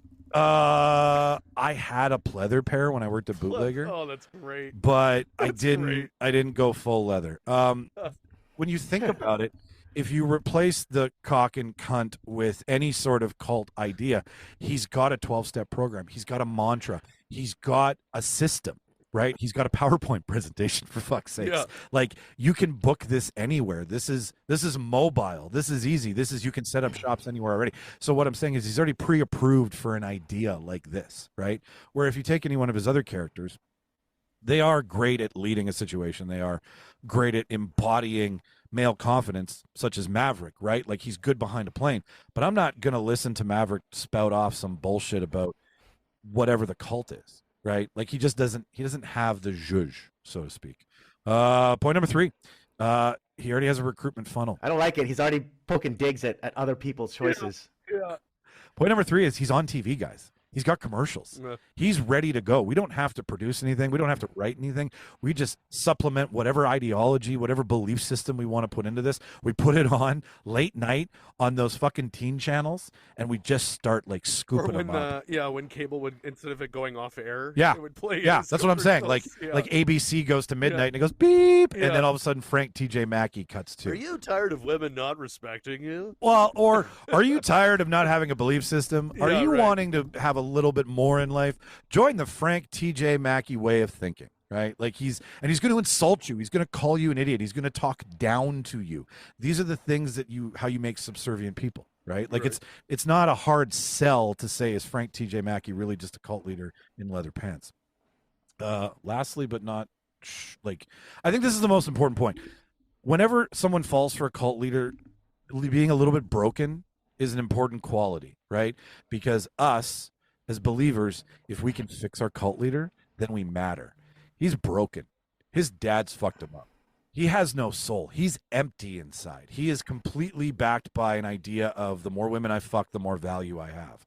So taking those broken qualities of a human being and putting them in a cult leader not only makes people want to fix you, which then gives them some sort of meaning, it also makes you have an intimate connection with them, right? If you have a really shitty relationship with your dad, then maybe Frank will want to listen to you. And in a good cult, you pick out your favorites and then you lean on them publicly so everyone else wants to follow in their footsteps. Right. So he's going to be playing fucking mind games. He's going to be fucking everything that he sees. So that's definitely cult-ish, right? Like Nixium, I think, believed like the only way you could stay in Nixium was if you slept with that Neil guy. Yeah, and then Branded. It's branded, right? Yeah, like, I mean, yeah. like, and again, like the mantra is already there. We've actually changed the mantra to reflect a more current, more way of Make thinking. America great again. Yeah, it's less MAGA. I've developed. What do you guys want to hear? Do you want to hear the flyer or do you want to hear the church doctrine? I can give you either. The church doctrine. Yeah, we do have the church doctrine. Give me the doctrine. Okay, the doctrine. So some of these are still rooted in Frank, but I mean you can't take the Frank out of the Mackey. So rule number 1: thou shalt not simp. God. Rule number 2: honor thy mirror selfie and thy bicep pump. Covet number 3: covet thy neighbor's girlfriend, but never text first. So there's no proof. Covet number 4: suppress emotion unless it increases sexual tension. Oh my. Number 5: forgive not thy father, for he made thee soft. So do not ever have a relationship with dad. Number 6: sparketh in acronyms PUA, AFC, and HARD. Oh my God. Number 7: make no idol above Frank except Frank's abs, because I mean I'd wash my underwear on that shit. Number 8: rebuke the feminine, embrace the primal. Number 9: shalt thou shed a tear only at high noon, shirtless, facing west. And number 10: in Frank we trust, all others are beta. Oh my God. Oh my God. What makes me nervous is someone's gonna listen to this and be like, Okay, let me read you the flyer. I rewrote and wrote. I'm glad you had the what do you call it, the warning at the beginning of the announcement. I've been very handy with this one. Yeah, I didn't want people to be like, does he also worship Frank T.J. All Mackey? throughout the episode, you'll do a quick, and a word from our sponsor will just be the PSA again. Yeah, exactly. Well, okay, here's your flyer. It's like the Church of Seduce and Destroy, founded by the incomparable Frank T.J. Mackey. Respect the Culk and tame the cucks, our sacred creed. Are you tired of being ignored, overlooked, or emasculated? Do you feel that the world has forgotten your power? Are you ready to unleash your inner alpha and destroy your emotional weakness? Then it's time to join the Church of Seduce and Destroy, the fastest growing self-styled spiritual movement for bold, broken, and beautiful men and the women who can handle them. Led by the visionary life architect and emotional reclamation artist Frank T.J. Mackey, we offer live seminars, real men, real moves, real results, weekly chat circles, guided shout therapy and sweat lodge vulnerability denial, healing touch boot camps, legal in most provinces, confessionals with Frank, one-on-one sessions where you cry, scream, and then suppress all the emotion like a real disciple. Shed your feelings, harness your fury, reclaim your masculinity. Join now and receive a complimentary signed leather vest, the 6 CD box set, Silencing the Inner Feminine, Frank's Gospel of Manhood. Priority seating at the annual Testosterone Revival Summit in Vegas. Call 1-800-DESTROY-ME or visit www.seduceanddestroy.faith. Website suspended by the FCC. Check back soon. Oh my God. That's awesome. Bravo, sir. Gentlemen, Start your engines. I'll go first. I like it. I love. You know what? I was kind of unsure about the stuff at the beginning where you were kind of bringing up the pickup artist stuff, but I like that you did that because I honestly couldn't tell if what you were saying when you were giving us like the 10 commandments of your cult. Yep. I couldn't tell if that was something you learned from the pickup artist or it's actually part of Magnolia, which I was like, oh, this is great. Did he learn A little this bit of or just both, from the right? movie? Yeah. No, it's good. It was good. Really well done, Mike. It's such a sick and disgusting. Like when you hear about it, right? It's like hearing about anything, right? You hear about this thing, and you're like, okay, you kind of don't know how to talk to women. Is there a way? Is there a code? Is there a cheat code? Is there an up, down, right. left, right, select, start? That's essentially what it is. And you read it, and then you're like, okay, I'll be decent about this. And then eventually you realize how evil it is. And it's just a lesson on how to like gaslight and manipulate. Well, yeah, and it comes from this whole mentality of women are beneath you. Exactly, So right? Like you're supposed to. Once you accept that, then you're good to go. You're supposed to nag on them, Yeah, right? yeah, You're supposed to yeah. find a negative about a person when you first meet them. And I'm like, this is, I mean, I was 20, right? This is 20 some odd years it's the ago. Dennis system before Dennis. came out. Exactly. The And everyone Dennis thinks Dennis is fucking brilliant. So I'm just saying, Yeah. we did this in the 90s. No, I'm kidding. It's the I'm kidding. Dennis system. man. Anyways, Charles, any points? No, it's great, man. It was really good. Yeah, I think you. I said it's low hanging fruit, right? Like it's the obvious pick. But, if you ever meet Tom Cruise, this is all you should talk about. dude, do you know that Frank T.J. Mackey could be a cult leader, which means you could be a cult Yeah. leader? He'd be like, I know. I know. No, it's He's good, the man. next. He's going to be the next head of Scientology. I think. Can he though? Could he go from film to Scientology and still do film? 100%. When he retires film, he'll go to Scientology. Yeah, he'll do one last stunt in space and then Scientology. So how do we do? Because it's L. Ron Hubbard, right? So could we call it? No, it's still going to be the thing, but he's just going to be the, I know, he's going to be the David Miscavige of Scientology now, right? Could Tom Cruise have like a C. Tom Cruise? Oh my Right? Like, God, does he get a third initial? Does he get an initial to replace a third name, possibly? Probably a master. Yeah, somewhere in Master. there. Yeah, Master Cruise. No, it's going to be L Tom Cruise. Is when he change his name, just like L Ron Hubbard. That's right. That's right. Charles, the floor is yours. Okay, well, I unfortunately do not have as many. That's okay. Flyers and. Don't need them. I've already won. You can just play. Yeah, that's right. That's right. I get to. I'm playing for second. Pressure's off. So I picked Vincent from Collateral. Yes. One of my favorite Cruise movies. Listener, Vincent doesn't have a last name, by the way. He does not. At least it's not revealed in the movie. It's not. No, it's not even in the credits.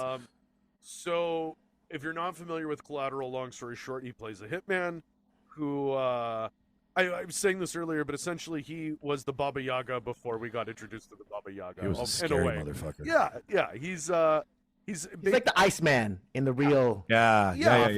Sure. Legit, right? Like Shout out to Michael Shannon roles. he's the guy that would have gotten rid of what's his name, Jimmy Hoffa, right? Like he's the one that gets rid of all the unexplainables. He's probably behind them. Vincent killed JFK. Yeah, there you go. There you go. So essentially the cult idea I had, it's a little bit relevant, but in Collateral, one of the last kills he has is Jada Pinkett Smith, who's playing a lawyer who is defending, it's bad for a company. It's bad for a CEO, and he's going to take her out. And what's happened recently is that Luigi guy took out a CEO person, and it's made a little bit of a cult of people thinking, oh, this is great that, CEOs are in danger, blah, blah, blah. So the idea I had was that the cult would basically be the St. Vincent's. And shout out to St. Vincent, the artist. and they work in the shadows, and the idea is that even though they're just straight up killing people, they have this ideology that all the people they're killing are bad or are part of something that are bad. Not really. But yeah, so basically they're the St. Vincent's, they work in the shadows. The idea is that they and they have part of the cult is you have to have a very good and close relationship with taxi cab drivers.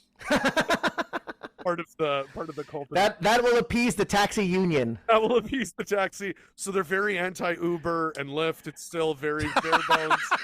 They're going old school. They're still No yellow taxi here. They're all attached to the cabbies, Unicity. Wow. Whatever. And essentially they're contract killers.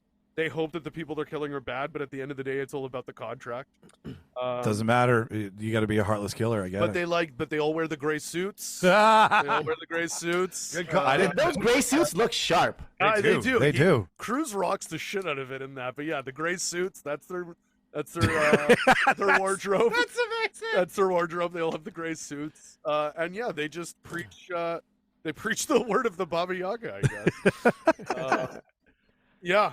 That's essentially the St. Vincent's are my call. Does everybody have gray hair? So yeah, that's a part of it is that you have to be willing. Is that a level of thing? Yeah. So when you're in the top tier, you have to dye your hair gray or just have gray hair and a goatee because I'm pretty sure he has a goatee as well in it. So does everybody get their own Uber driver? Like, how are they assigned Uber drivers? Like, so is they're it assigned, yeah. So basically, they go to I think New York has the yellow. Is it the yellow roof cab? Yellow cab. Yellow cab. Yeah. So basically, part of your initiation is to become a full St. Vincent. You have to pass your interview with the yellow cab and make sure they got to qualify. That they're willing to work with you, and if you find a partner that's willing to drive you, that's part of the initiation. If you get turned down, then you can't be a Saint. This is very Avatar. Like you have to find your rider. Yeah. You gotta find Oh my god! You find your braid. You got to find your braid that you connect with. Just because that's part of the same things they use to have sex. That's right. Yeah. Nothing's dirtier than a cab back seat. So it kind of works. Let me put my braid all over that. That's part of the partnership, you know. I mean, that's part of the MO. Well, it's like and that really is what Jamie and Vincent are by the end of the episode. That's right. Yeah. Oh, and you have to know how to. Yeah, you got to do a special. What is it? It's 2 in the head. No, 2 in the chest, 1 in the head. You gotta have your MO. groupings. That's right. You gotta have that MO. That's your calling card. That's your calling card. That's how we know the St. Vincent struck. Well, and that's exactly what happens is that those other cops are like, well, Ruffalo. That's Ruffalo. He starts piecing it together because very specifically they keep getting, and it's like they're like centimeters apart. So he's like, this is too accurate to be random. Do you have a logo? I think I have a good idea for a logo for you. I mean, I guess it would the logo would probably be a silhouette of Cruz slumped over on the subway at the end. Yeah, and it's is he not? I don't know, but it's a saint. I would love to see Collateral Damage, even though that is another movie. But Collateral Damage, the sequel to Collateral, where he does survive. Oh yeah. And then he has to meet a new cab driver, and then... or it's now Subways. Yeah, he's gonna make a subway conductor. What if he's part of the John Wick universe and he's in there? Oh, there you go. What if he's John Wick's mentor? Who trained Baba Yaga? Yeah. Who trained Baba Yaga? Right? Baba had to train Yaga. Yeah. I was thinking a briefcase thrown in the air and everything falling out of it. Oh, I think that could be your logo, right? Yeah. I thought the logo, a cool logo to have been like, 2 in the chest, 1 in the head, and then blood dripping down. And that's it. You just see the bullet holes and then blood dripping door. down. It's a cabbie door or something like that. A crushed cab. Yeah. Right? Yeah. Like all of the little Easter eggs, like what's his face's sandwich? Yeah.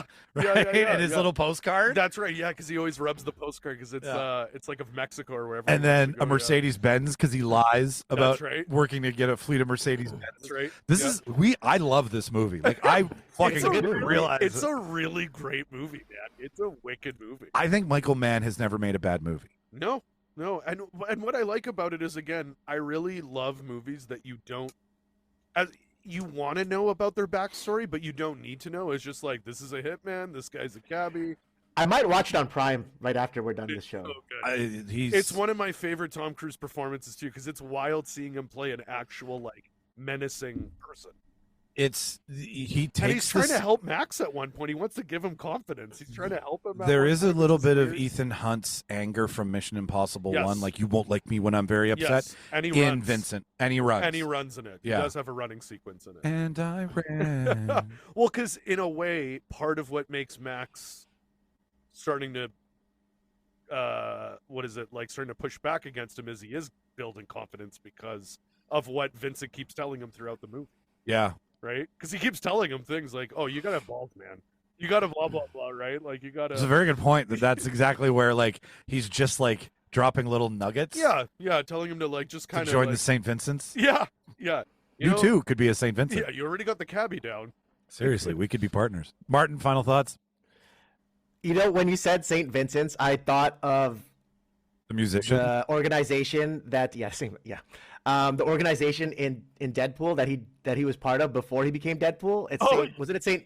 Michael's Orphanage or something like that? Or I can't remember what the name was. I'm like, oh, isn't that kind of like the same thing, like a League of Assassins? So I thought that was pretty funny and cool. Well, and having the saint there, people might think it's a religious angle, but it's not in any way. But they can play that off. I like that you included Luigi Mangione in this idea because it is very there's a lot of people that think he's an absolute hero. It's like kind of a cult following that believe this guy is a hero. Well, and that's what the media does, right? Like if you skew it a certain way, the culty minds pop up and they're like, oh, I mean, okay, CEOs in healthcare are shit human beings. Oh yeah, they're awful. They are for sure. But like as much as can't have anarchy now. You can't have anarchy at the same time, right? Yeah, Batman would have broken his legs. He wouldn't have necessarily shot him in the or paralyzed him, right? Like so then he wouldn't be able to do his job. Yeah, let's make it hard to do his job, but give him his life. But the St. Vincent's is 2 in the chest, 1 in the head.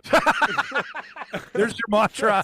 There's your fucking 2 in the chest, 1 in the head. And again, very religious, 2 in the chest, 1 in the head. A little something there. Yeah. Pin both shoulders. Yeah, Bing, bing, bing. Right. In the name of the Father, the Son, and the Holy Vincent. And the Holy Vincent.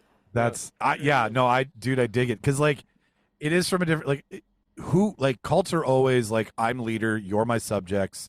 Give me your money, give me your time, give me your vaginas, whatever. This is like, give me your ability to become an animal. Well, it's an A personality. Yeah. Leaders are always an A personality, right? So, and it's the idea that your followers are going to a better cause, a bigger cause than the system's broken. Right. And with you can be part of that difference. It's going to kind of like the Fight Club-esque idea, too. For sure. That was the whole mentality in it is like, it's fucked up what you're doing. Project Mayhem. But it needs to be a little fucked up to have everything balanced. I am Vincent Paulson. Yeah. His name was Vincent Paulson. Yeah. Yeah, no, fuck. I really thought I had it on lock with all my words, but apparently. I didn't make a flyer, though. Well, I was like, okay, what would be funny? I mean, a commercial's funny, but that's great. Even just getting that flyer would be fucking. Yeah, please delete those flyers after. We don't want them spreading. They're not on any public access drive. Canva Cloud. Canva Cloud. Share all. Turn on my airdrops for everybody. Next time we go to the States, we're seeing that you're gonna be starting a cult. Is that? Yeah. Why aren't you here, by the way? Oh yeah, it's just the Frank T.J. Mackey School for Troubled Youth. Oh, then right in go to Gate 1. Yeah. All right, Martin, take us home. Okay, I'm going to do something a little bit different. It's going to require some participation, some audience participation, and role playing from you and Charles. Mike, are you ready? Charles, are you ready? Yeah, I can do this. Listeners at home, I want you to join us in this journey and picture this in your minds, everybody that I'm talking to. San Diego, California, Fighter Town, USA. Okay. Scene begins. Michael Charles, welcome to Top Gun main office. Just to let you know, too, we also do have a satellite location in Florida. So if you know anyone in Florida who wants to join, we have it there called the USS Enterprise. So just check us out there if you know. And you know what, guys? Both of you, don't worry. We know why you're here. It's written all over your faces. You've lost that love and feeling. Oh, fuck. So let's take a little bit of a tour of our facilities, our campus here in San Diego, California, Fighter Town, USA. We'll do our first stop. Welcome to our Hall of Heroes. We have our founder, Maverick, formerly known as Lieutenant Pete Mitchell. The last head of our organization, Iceman, formerly known as Tom Kazansky. And our current head, call sign Rooster, Bradley Bradshaw. Nice. Nice. And from you two, Charles and Mike, can I get a great balls of fire? Great balls of fire. Thank you. So, as you can see, we're here by the beach. We do a lot of physical activity involved, the Top Gun. You two will have to go to 2 months of basic training because we don't want your body cashing checks. Or no, we don't want you cashing checks your body can't handle. Otherwise, you'll be flying a plane full of rubber dog shit. Breakfast, 7 a.m. sharp every day, followed by a communal shower. Beach volleyball, lots of high fives, and more communal showers. You were all assigned the rank of ensign right now. In order for you to pass, to be promoted past ensign and to pass basic training, your final test will be to land on an aircraft carrier while buzzing the tower. We only have 2 rules here in Top Gun, and these 2 rules cannot be broken. If they're broken, you're out. Rule number 1, never go below the hard deck. Rule number 2, never, ever leave your wingman. Mike and Charles, look at each other in the eyes right now. You two are wingmen from this point on. I feel like I've been knighted. Yeah. And from this point on, you will also be assigned call signs. So you will leave your civilian names behind. Charles, you are now known as CF Bomb. And I hand you this helmet that says CF Bomb on your helmet. Yeah. Mike, you are no longer known as Mike Petro. You are known as Burger. Here is your helmet. That's great. Mike and Charles, I ask you this question. Do you accept? I accept. I accept.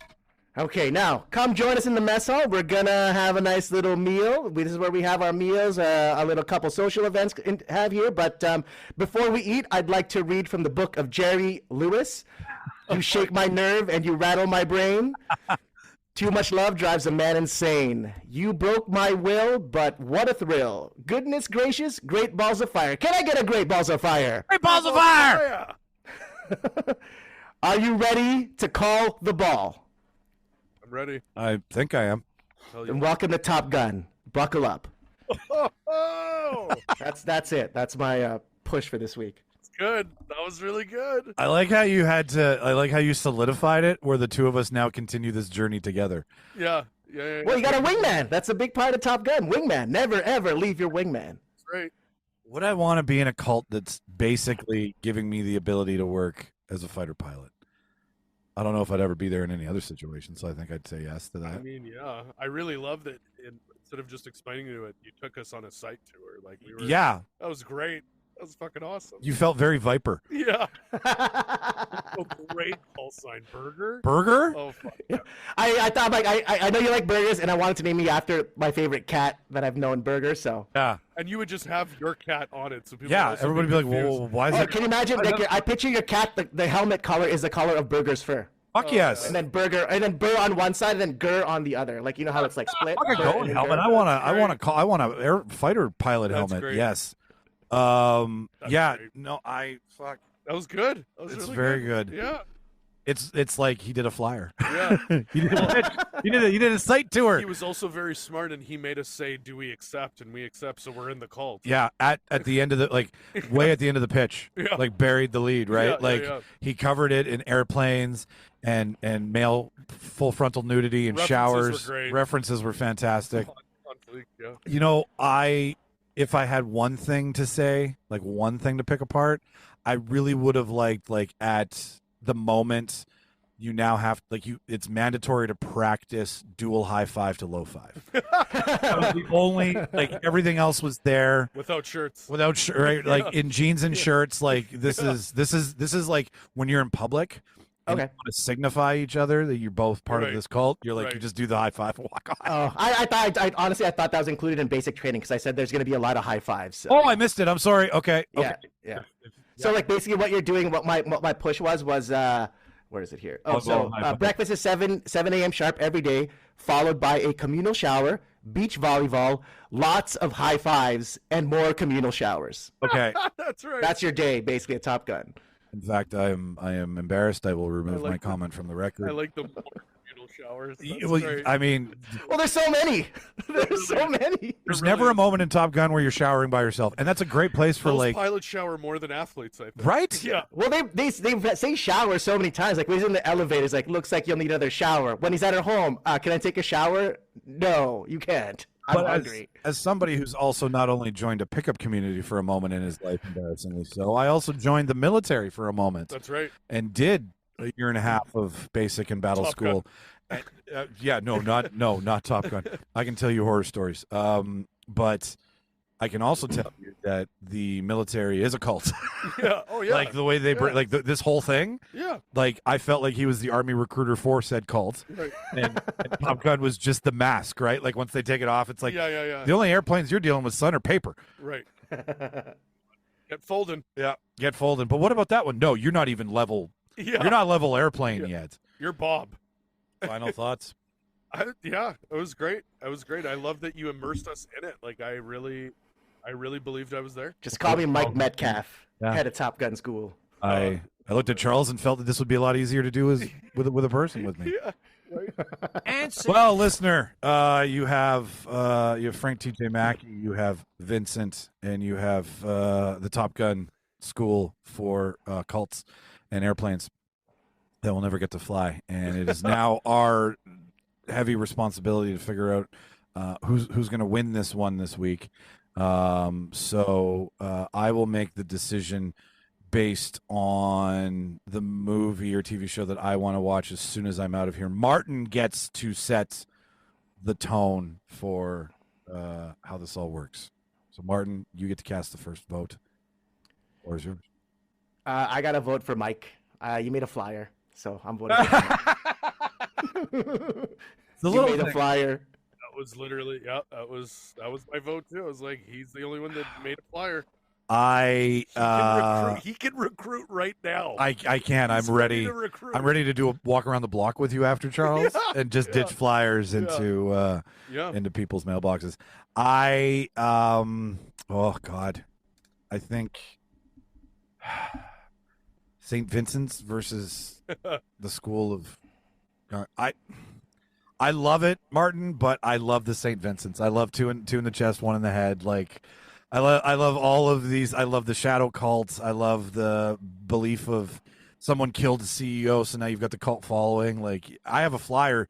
You have a bunch of people who've already tweeted that they're ready. Yeah. So, like, I mean, you just got to go online and hashtag Luigi Mangione and then send your flyer, and you're fine. I have the Punisher cops, basically. You do, right? Yeah, it's the Punisher. That's what I thought. The Punisher cops was your cult. Yeah. So, Charles, we will leave this with you to decide. Does everybody get a point? Does There's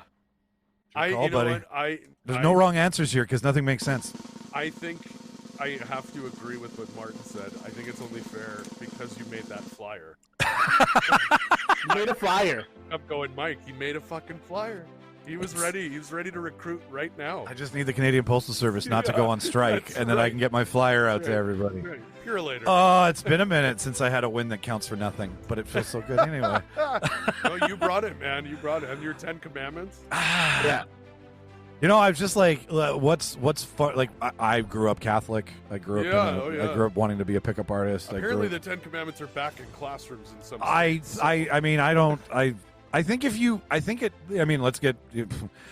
the 10 Commandments are back, you should have the option to walk out. If you're like I'm just going to go outside, text for a minute, and I'll come back in. Because if you don't believe in it, you shouldn't have to stand there. And if you do believe in it, you should be able to stand there. I hope they do it like Arrested Development, where they have the giant bust of the 10 Commandments. I think that's a side storyline. They have a giant statue of the two stones outside of two stone tablets written down. Jesus, that's church and state leaving them. Wow. Talk about a waste of money. That's so ridiculous. Yeah. Well, that feels good to know that Frank T.J. Mackey could be a cult leader. Hey, and you know what? That seminar wasn't for waste, Mike. No, dudes. We'll talk about that in a second if you want. But there is some news that happened this week. We'll start with the lesser of the two amazing trailers, which I haven't seen, but you guys have seen. The Peacemaker 2 trailer dropped. Yeah. Hell yeah. Is it looking is there a new dance? It looks so. I believe from what Gunn said is they are going to have a whole. They're going to new intro. Yeah. But they don't show it in the trailer yet. The trailer's very kind of. Yeah, that's a big. The trailer doesn't even really show plot points or anything. No. Is it is it a teaser? Well, it just shows. The big part is the DC. The people from other people here from DC interviewing Peacemaker. Billions, Green Lantern is in it. Yeah. James Gunn's brother is playing the guy that Pedro Pascal played in Wonder Woman. A really bad guy? Yeah, he's playing that guy because he's the character that Pascal played. Yeah. The character that he played, I believe, Gunn's brother is. Give me the stone. And then Hawk Girl. Yeah. Oh, his wife. Dina. No, it's Dina from Last of Us. No, it's Isabel Marced. She's in it. How old is she exactly? I think she's got to be. I mean, she was in 20s. Yeah, she was Dora like what, 5-6 years ago. Okay, because while I've been watching The Last of like Us, 23. while I've been watching The Last of Us, I'm like, am I allowed to find her attractive? Oh yeah, you are. Okay, thank you. Yeah, thank you. I mean, she's great. I'm attracted to her talent. She's amazing. Oh yeah, in that role. Amazing in that role. Well, she was also an alien Romulus. Remember? Yeah, she was the pregnant girl in Alien Romulus. That's right. Yeah. You know what else she was into? She played a cartel's daughter in what's that? Benicio del Toro. Sicario. Oh, She was in Sicario. Yeah, she's She's also in Mark Wahlberg's Instant Family. She's the oldest daughter. I've been seeing people have been making meme cuts of her from Last of Us when she has the map and she's marking it, but it's the Dora song playing. Where are we gonna go? She played Dora too. Swiper be swiping. I thought that was pretty fucking funny. So it's a good. We're excited. I'm excited. I'm excited. He's a great actor. The so future of from what James bold statements are coming in here, listener. Listen soon. Bold statements. From what James Gunn has shown so far with the teaser with the trailer with Superman and Peacemaker, I think DC is in the best hand. I think it's in better hands with him than Snyder. I think it's going to become more comic book with dark themes in the stories. Yeah, that's DC though. That's DC. Yeah, as opposed to dark-looking movies that are trying to have comedy. Yeah, because Justice League is dark. Yeah. And has these moments where it's like, why are you trying to be funny? Where Gunn will be like, the story, the look, the production value will be. It looks like a comic. It looks like a comic book, but our themes will be dark, just like he did with Peacemaker. Yeah, you had themes of racism. Yeah, no, and even in Superman, like that, he was very smart to make the trailer opening up with him having a conversation with Lois, and he's getting frustrated. He's like, I saved everybody. Why? Like, I stopped a war. I stopped a war. Yeah, that was huge. Really cool. It's really, and again, very bright. It's very bright comic book looking, but dealing with a darker theme, like, right? Yeah. No. Well, not only dealing with it's the like I said in our chat group, it's the politics of Superman that I'm like, are we going to have a joyful, hope-filled Superman? Are we going to have someone who's grounded in being a human because he looks like a human, but is also a super being, right? Like, and it's nice to see that he's like he's a god. He's basically a god, right? Why don't you understand that I was doing this? The line of I was doing this for me. I wasn't doing this for anybody else. Right. Because it's good. I did the good thing, and that's what humans can't see. And so I'm like, okay, that theme. Yeah. I need those themes in DC. That's why I love the line when she's like, "Did you ask the president for permission?" He's like, right, like a 12-year-old boy. Yeah, like, why do I need permission? I can fly. Yeah, like, I'm invincible. Who do I need to? Yeah, and it's not why do I need permission? I'm above you. It's why do I need permission? I can solve this. Yeah, like I can do it. I can do what you guys can't. Just let me do it, right? I like it. It's cool. The third Guardians, very dark. Yeah, it was. Right? It was a more serious tone. It was. So as long as I get some drama in my DC, because I don't get drama in Marvel. I get hope-filled scenes. I always know. We always know. Infinity War Endgame. Yeah. Definitely did. Well, okay, but we knew we were losing. People. That's what I was saying. It was also a buildup of 10 years to that moment. Yeah, right. We knew the end of the story. Where this is, there comically, story-wise, there are always darker themes in DC. Crypto. Right? So would Peacemaker be James Gunn's Iron Man? Because technically that was the first thing in this DC universe. Possibly. I think so, Martin. I think you're right. Because Peacemaker season 1 is a great. It is. It's a great show. Good. And again, Peacemaker season 1 is still in the Snyderverse because they even have Flash and Aquaman make their cameos. Exactly. Right? That's true. So it's going to be neat. He did say they're how do they talk about how they did say they're going to address it. They did say they would. New hires. Say how they might do multiverse. Honestly, I think I saw a clip in the trailer where it's like there was. What do they have? They have two Cena. They have John Cena and Peacemaker in the trailer, and it's like, at the same time. What does DC call their multiverse? They have a name for it because both of them have done it, and I think does Marvel refer to it as Earth 6.6 and DC refers to it as, DC refers to it as they both do. Marvel has that too though now, but I think DC did it first where it was like Earth 6 or whatever. Cosmic Construct is what it says on when I searched it up. Okay, so they call it the Cosmic Construct. In the comics media, the multiverse is Nope, never mind. It's just I think it's multiverse. You got to remember, like DC and Marvel were really there was a point where they were just ripping each other. Like Darkseid is Thanos, right? Like you have all that. And Iron Man is Cyborg. Yeah, like you have all those elements of like for every like Green Arrow, Hawkeye. Like you have all. Which was a bunch of grown men at the time not getting to write the stories they wanted for one company, so that other company was "Come on over here." Yeah, it was also CEOs being like, "Well, they have Superman. What the hell do we have? Captain Marvel." Okay. You know what I mean? Like we need a yeah. No, you're right. We need a gimmick. I am historically known as a Henry Cavill is my Superman. I am not Christopher shy Reeve, of. man. Christopher Reeve is the OG Superman. He's We the have OG. we have no Superman without, but Yeah. Henry Cavill is what we get now that we don't have Reeve. Right? Yeah. For sure. Brendan Ruth, I do not. I mean, he tried it was supposed to. It was a direct sequel from Reeve, and I think he did. That's a Bryan Singer Superman, isn't it? It did, yeah. That's why it's bad. But I think Brandon Routh did captivate. He did capture Christopher. He had the Reeve America Superman. of Superman in him, but Well, like he was very much Christopher Reeve Superman. Yeah. Like his, when he was Superman, his one-liners, everything. That's what I'm kind of excited too with this one is Gunn did a really good job of showing a little bit more Clark than Superman. Well, also, are we so? Because with Lois there, yeah, he's Superman, but he's really Clark. Here's the big question, right? guys, in the trailer. So look at how he's dressed. He's Yeah. in a dress shirt with no Yep. glasses on. That's right. So, are we getting Superman that she only knows as Superman, and he hasn't started working at the Daily Planet yet? I think he is. Or is this after she knows he's Superman? Because in the first teaser, he's running down the sidewalk as Clark, his hair's all in front, and then he runs into the Daily Planet. Okay, but so I'm assuming he's. does that mean that the Superman that's being interviewed is Clark Kent, and now his identity's been revealed? Will his identity be revealed in this Oh, one? I see what you're I saying. think it would be. I think it would be dressed mean as to Lois. I don't think Because so, he looks like Superman, but he's dressed like Clark. But she's only calling him Superman in the interview, so I think the idea is that he's supposed to still have his. Maybe she's calling him Superman to hide his, because she knows the true identity. hiding So his she's calling him identity, Superman to right? hide it. Clark. She's recording it, right? She's recording it.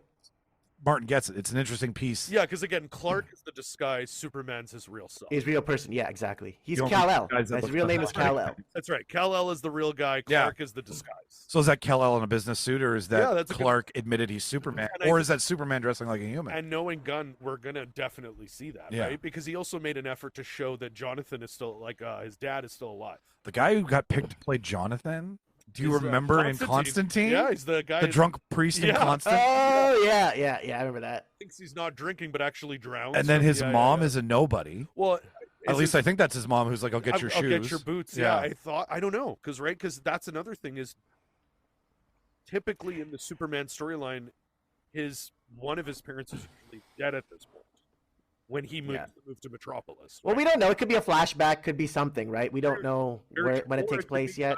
Like this again is my vision of Superman. Right? Yeah. Okay. So when he does get to Metropolis, but we get a fucking dog, which is it's cool. always known that, like, I feel that okay, so Dad died in the first one before he moved to Metropolis. Because That I'm was trying to think common. in Christopher Reeve one, they don't, after he leaves the farm, he never really alludes to his parents anymore. Well, he only goes back to look at the ship. Yeah, there was no more of Martha or More Jonathan. of his parents in the Christopher Reeve one after. So, but So again, does it matter?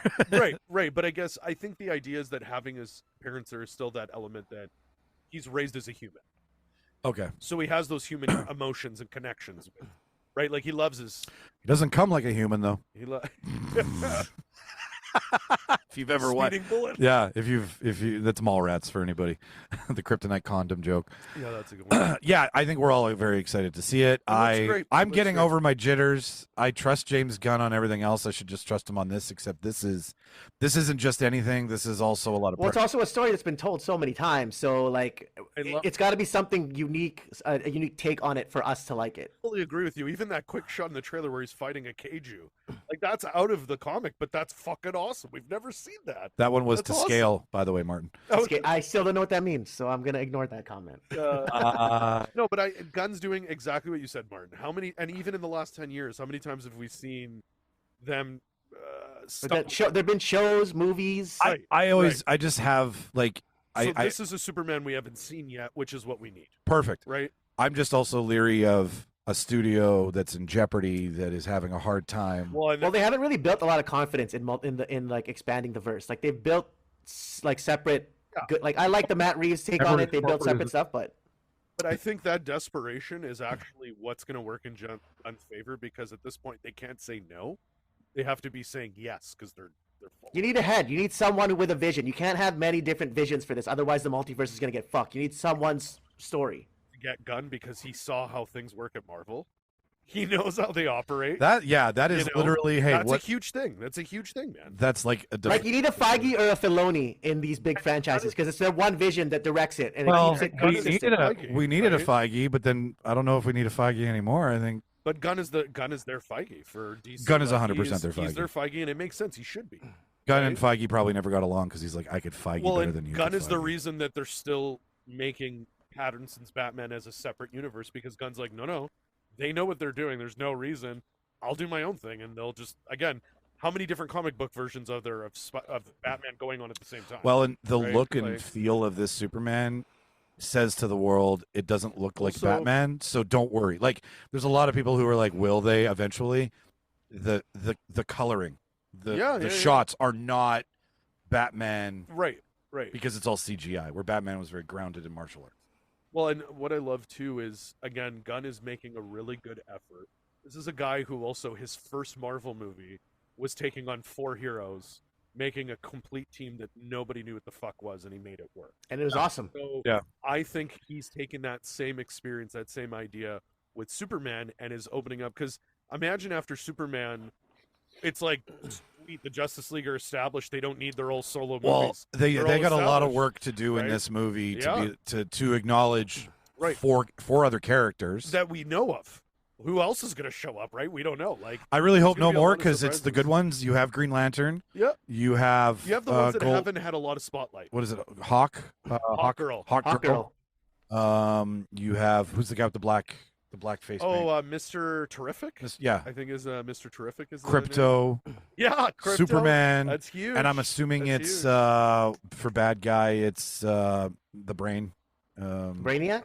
Brainiac. I'm thinking it's Brainiac. And I mean, Lex is obviously a huge. Lex is the human element, but like the Very supernatural excited to see element. What Nicholas Holt's going to do with it. Very excited. I like the line. Just not what's his name? Jesse. Jesse Eisenberg? Eisenberg? Yeah. Yeah, just not him. No, I think he's going to do a really good job. I think he's going to do a really I'm excited again. The more I look at the trailer, I see more potential than being like, oh, you know what I mean? You know what? Everything. One of the things I'm really excited for is what music era is James Gunn gonna pick for the Superman movie? Because he always picks a music era. So in Guardians, it was 80s, 70s, and then Peacemaker 80s metal, hair metal rock. Well, so what's he gonna pick? What I'm loving is, and again, he restated it with this brand new trailer. They're using the OG Superman theme. Dun, da, da, da, da, da, And for me, that's Superman. Like that it is is. so Well, Superman. that puts hairs So- up on my And neck. if you notice too, he did the iconic the text. has Yeah, that- the has roll- the the- roll yeah. text and the drag. That's all from Christopher. And again, that's his Superman. That's the Superman he grew up with, right? So I think we're gonna get a lot of elements from the Christopher Reeve era Just that's gonna don't work. fly around the earth to turn back time. I'm just asking. Please do not I don't think he'll do that. do that. That was Hey man, but if he does, I'm like, if anybody could make that work, it's Superman. Listener, we have thrown a lot of things at you this week. What you think of our reviews, the debates, our conversation on Peacemaker, as well as the Superman trailer. I will regale you another time with my history in the pickup world. If you really want to know, send us an email. I'll tell that story. Oh, and also I think this July is going to be the first real heavy-hitting summer blockbuster month we've had since COVID. Yeah. We got Fantastic Four in week 1. We got Jurassic Park week 2, and then Superman week 1, then Jurassic Park, then Fantastic Four, all in the span of 3 weeks. Do you guys want to That's know? fucking awesome. Here's a bit of trivia for you, listener. Jurassic 27, whatever the number is, shot with anamorphic lenses to give the same Really? feel as the first one. Oh, cool. It can feel like your first Jurassic Park. I'm getting more into it. It still drives me nuts that I'm like, I hate to be The that last guy, one, but I it's was like, you guys fucked up it's bringing the back the worst. original cast so It was hard. the worst. It was the worst. It was so it long. Was such fan bait. It was just fan bait. That's And all then it was. cloning? We're still cloning? Yeah, Like, can we just get back to saving dinosaurs, please? What's giving it for me with this one is they brought back the original team from Jurassic Park. Yes, original writers. Original writers. Yeah. So I'm like, Yeah. okay, all right. It does look cool. Don't get me wrong. Well, they're back on the original island, aren't they? I think that's what it said in the trailer. It takes place. Nubbler, Sonar, And Sarna. it looks like more like a video game-esque. We got to get this blah, blah, blah. And I'm like, fine. What's the MacGuffin? Yeah, right. Right. But I don't know. I'm more, for me right now, July is Superman and Fantastic. Those are my... Yeah, we're there, except I can't make Superman anymore because I'm at Folk Fest. That's okay. I know. Superman you guys will don't give a come shit. to you. You'll go. Superman will come to you, I'm going to watch it. That's fine. I'll probably go Sunday Well, night. what? Folk Fest starts on the Thursday? Well, I start on the Wednesday. You start on the Wednesday. And I might be volunteering. When I'm not volunteering, because I was going to say I think they'll do Wednesday. I would go Wednesday. I don't have to go Wednesday. I just go Wednesday. I mean, if they're going to do what they should for Superman, this is a huge release. In like my a opinion. Wednesday preview, a Thursday cold, a exactly. Friday, Saturday, Wednesday Sunday. starts screenings, Thursday have that, and then Friday is just all free for all, right? Well, yeah. I mean, I'm also not against like if I don't have to work the next day, I'd go to a late night screening on Thursday after. Fuck yeah. But as mentioned, we threw all this stuff at you. We'd love to hear your opinion on said matters. So there's a voicemail link and a Quora link in the show notes. If you want to ask a question about this, you just find the post that's posted. Ask your question. If you want to send a voicemail, you hit a button. It takes you to another site. You hit another button, and you start talking for up to 90 seconds. It's really fucking simple. And then you're part of our cult. You are. Yeah. You are. Yeah. Tell us a deep secret fear that you wouldn't want anybody to know. We'll and never use it against you. We'll never. Airdrop Mike some dick pics. But I do have, before we go, his airdrop is open all the time. Yeah. We've talked about Tom Cruise. We did have a shout out this week. We did have somebody who was like, "These are the two for me." To Mark? Not to Mark. No. Still not into it, eh? But gentleman did comment. Virtual Viking 84 is his name. Virtual Viking. Virtual Viking. Yeah. Wow. He shows everyone this is how the Vikings took America every night. To me, I think Kratos God of War. Yeah. To me, his best work was Charlie Babbitt in Rain Man. That's a good great. one. Yeah, it was a great movie. And Lieutenant Daniel Coffey in Few Good Men. Oh, A Few Good Men. Few Good Men. Not Born on the 4th of July, but that is easily, That's a good one too. Those are his two best performances. They are where he's acting, where he's not being Cruise. I'm telling you guys, honestly, it's wild. But looking at Tom Cruise's career and just looking at the actual performances, the guy has. Because didn't Rain Man get nominated for Best Oscar? It got Dustin Hoffman got nominated. Best Cruise Picture. did not. Yeah. And it got nominated for Best Picture. Yeah. Yeah. I think Dustin Hoffman won. If I'm not, he at least got nominated. I know that. I have always been a proponent of he's just a star, right? He's a movie star. Okay. Yeah. But looking at him more with a critical eye. Yeah. And even Vanilla Sky. Oh yeah, Vanilla Sky. Jeez. Performance in that is unreal. If you remove jumping on a couch and you removed if you removed all of the white noise, you separate the actor from the characters. Yeah. He is more dedicated to the craft than any other actor is out there. He's more dedicated to the cinema system than any other actor theaters out there. Alive. Yeah. Like, he really is trying to keep theaters. And I mean, okay, you want to be a naysayer and be like, yeah, fuck, it's all about the money. Sure it is, but guess what? It's all about your entertainment too. Yeah. Again, this guy became a megastar in a point in the industry where it was starting to capitalize and be corporations, like corporation money. Yeah. You know what I mean? He's old Like, system from the 80s to and now he's bringing that into the billion-dollar system. Well, he's like the franchise time of but like, movies. I mean, I just heard him say at Con this week that he's like, I'd do a musical again. Yeah, I would do yeah. drama again. Oh like, yeah, Rock. He was great in Rock of Ages. He right? was Like, awesome.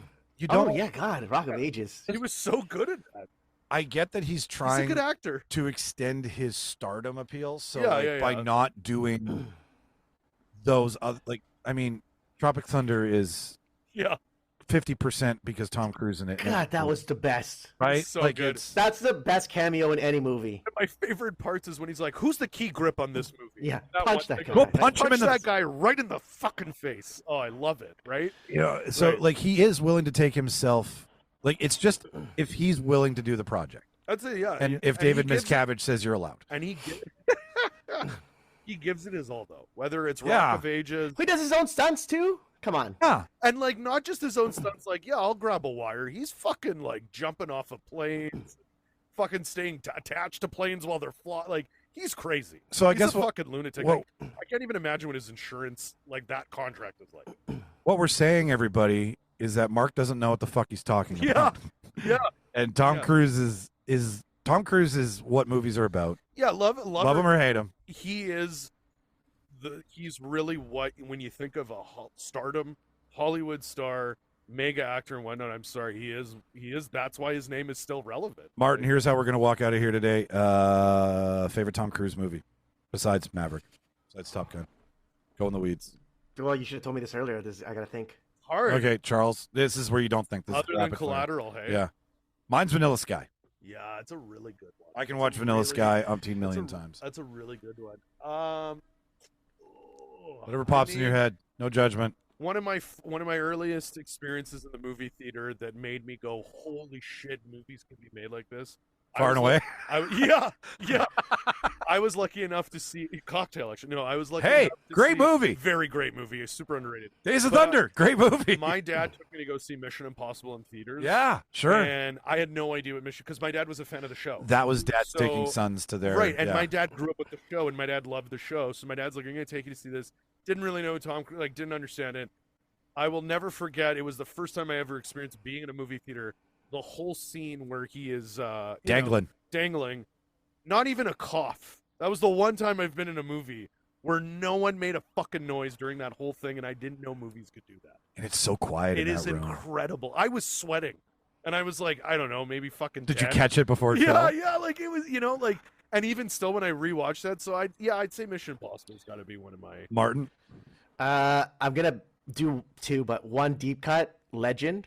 Yeah, Legend is that fantasy movie is so underrated, but it was one of the best fantasy movies growing up as a kid. Watching that was awesome. Gave me nightmares as a kid, man. Tim Curry's Satan gave me nightmares as a kid.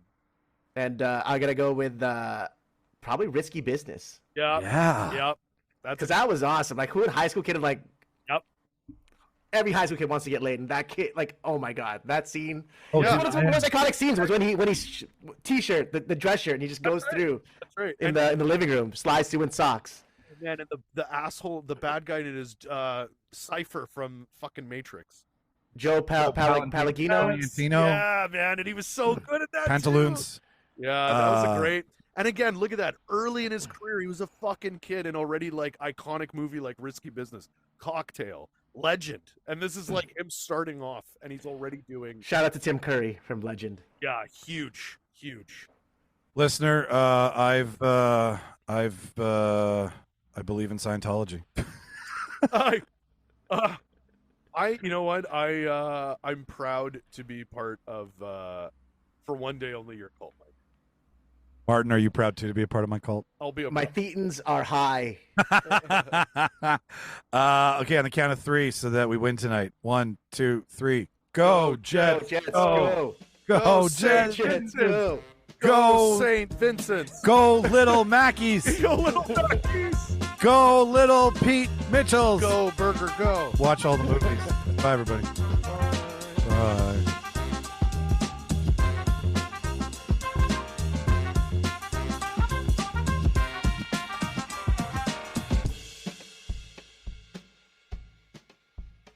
Oh, if you have any problems, dial information. Thank you for calling.